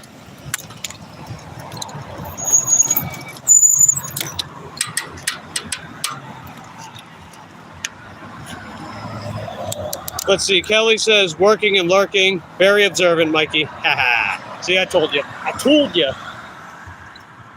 But yeah, you say, "So far, so good." Nice. Glad you're having a good Wednesday so far. I'd say overall, taking everything into consideration, mine is also so good so far. I hear another emergency vehicle. Jeez, man. It's the second time this morning. And I've been out here all morning, so I know how many have been out. The second time. It's all these incidents we're having out here. And like I witnessed in real time just how idiotic people can be. There were like 5 or 6 cars piggybacking the red turning light when the horizontal traffic was green. And people were beeping their horns. They're like, "Guys, what are we doing?" And the Walmart parking lot was already backed up. So they're backed up, and yet they're still piggybacking on the turning lane while horizontal traffic is green. Imagine that. That's so stupid. Like, I know we're trying to get to places in a timely manner, but come on, dude. You know, like, you really can't and shouldn't be doing stuff like that. You're risking not just your own safety, but the safety of those around you. And then you're going to cause an 18-hour pile-up and then make it worse for everyone else. Imagine that, you know? But it didn't happen to me this time. Well, you can't guarantee that. You're just taking this big leap of faith and acting foolish. You're acting a fool, right? This big leap of faith that has no real payoff, and the risk vastly outweighs the reward. Just because something didn't happen doesn't mean the odds were in your favor. That's not how that works.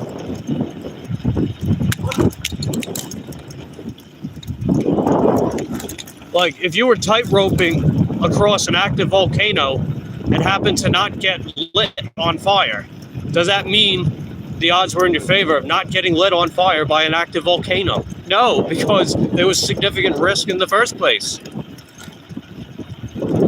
Like, geez, people, come on. Critical thinking skills. I took that in freaking elementary school. They taught me that in elementary school, dude. Critical thinking.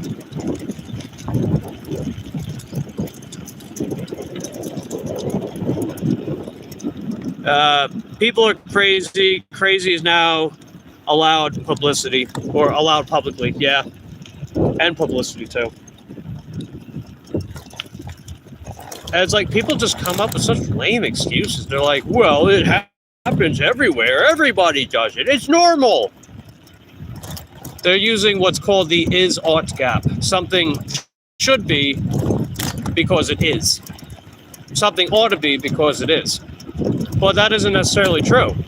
If that was true, then we would be doing some very questionable customs that we've had throughout humanity's history, and just be like, well, it's okay because we keep doing it, because it's normal. But if you look at how we run things now versus like just hundreds of years ago, it's vastly different. some things for the better, some things for worse.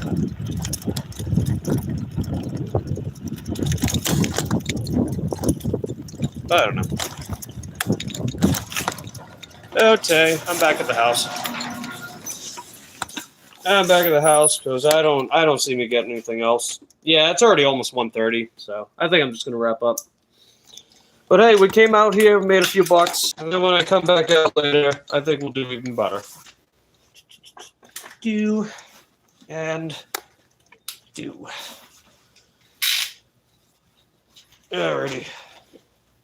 Yeah, I shaved my head yesterday too, so now you get to see the shiny noggin, my watermelon head. My mom would call me because I had a watermelon head. I had a fat head when I was a baby. Still do. Some things never change, right? Rest up and enjoy the afternoon, Mike. Yes. Well said. Hey, you know what they say about people with big heads? Big brains. Me so smart. Anyway, I appreciate you guys hanging out with me today. And hopefully you guys are having lovely Wednesdays. And just getting out there, crushing your goals, or just kicking back, relaxing, whatever you guys are working on. Just remember to hit the lick button on the way out. That's the button that's shaped like a thumb. And I love you guys. Appreciate your continued support of my channel. I'll come back out later on, and I'll see you then. Take care.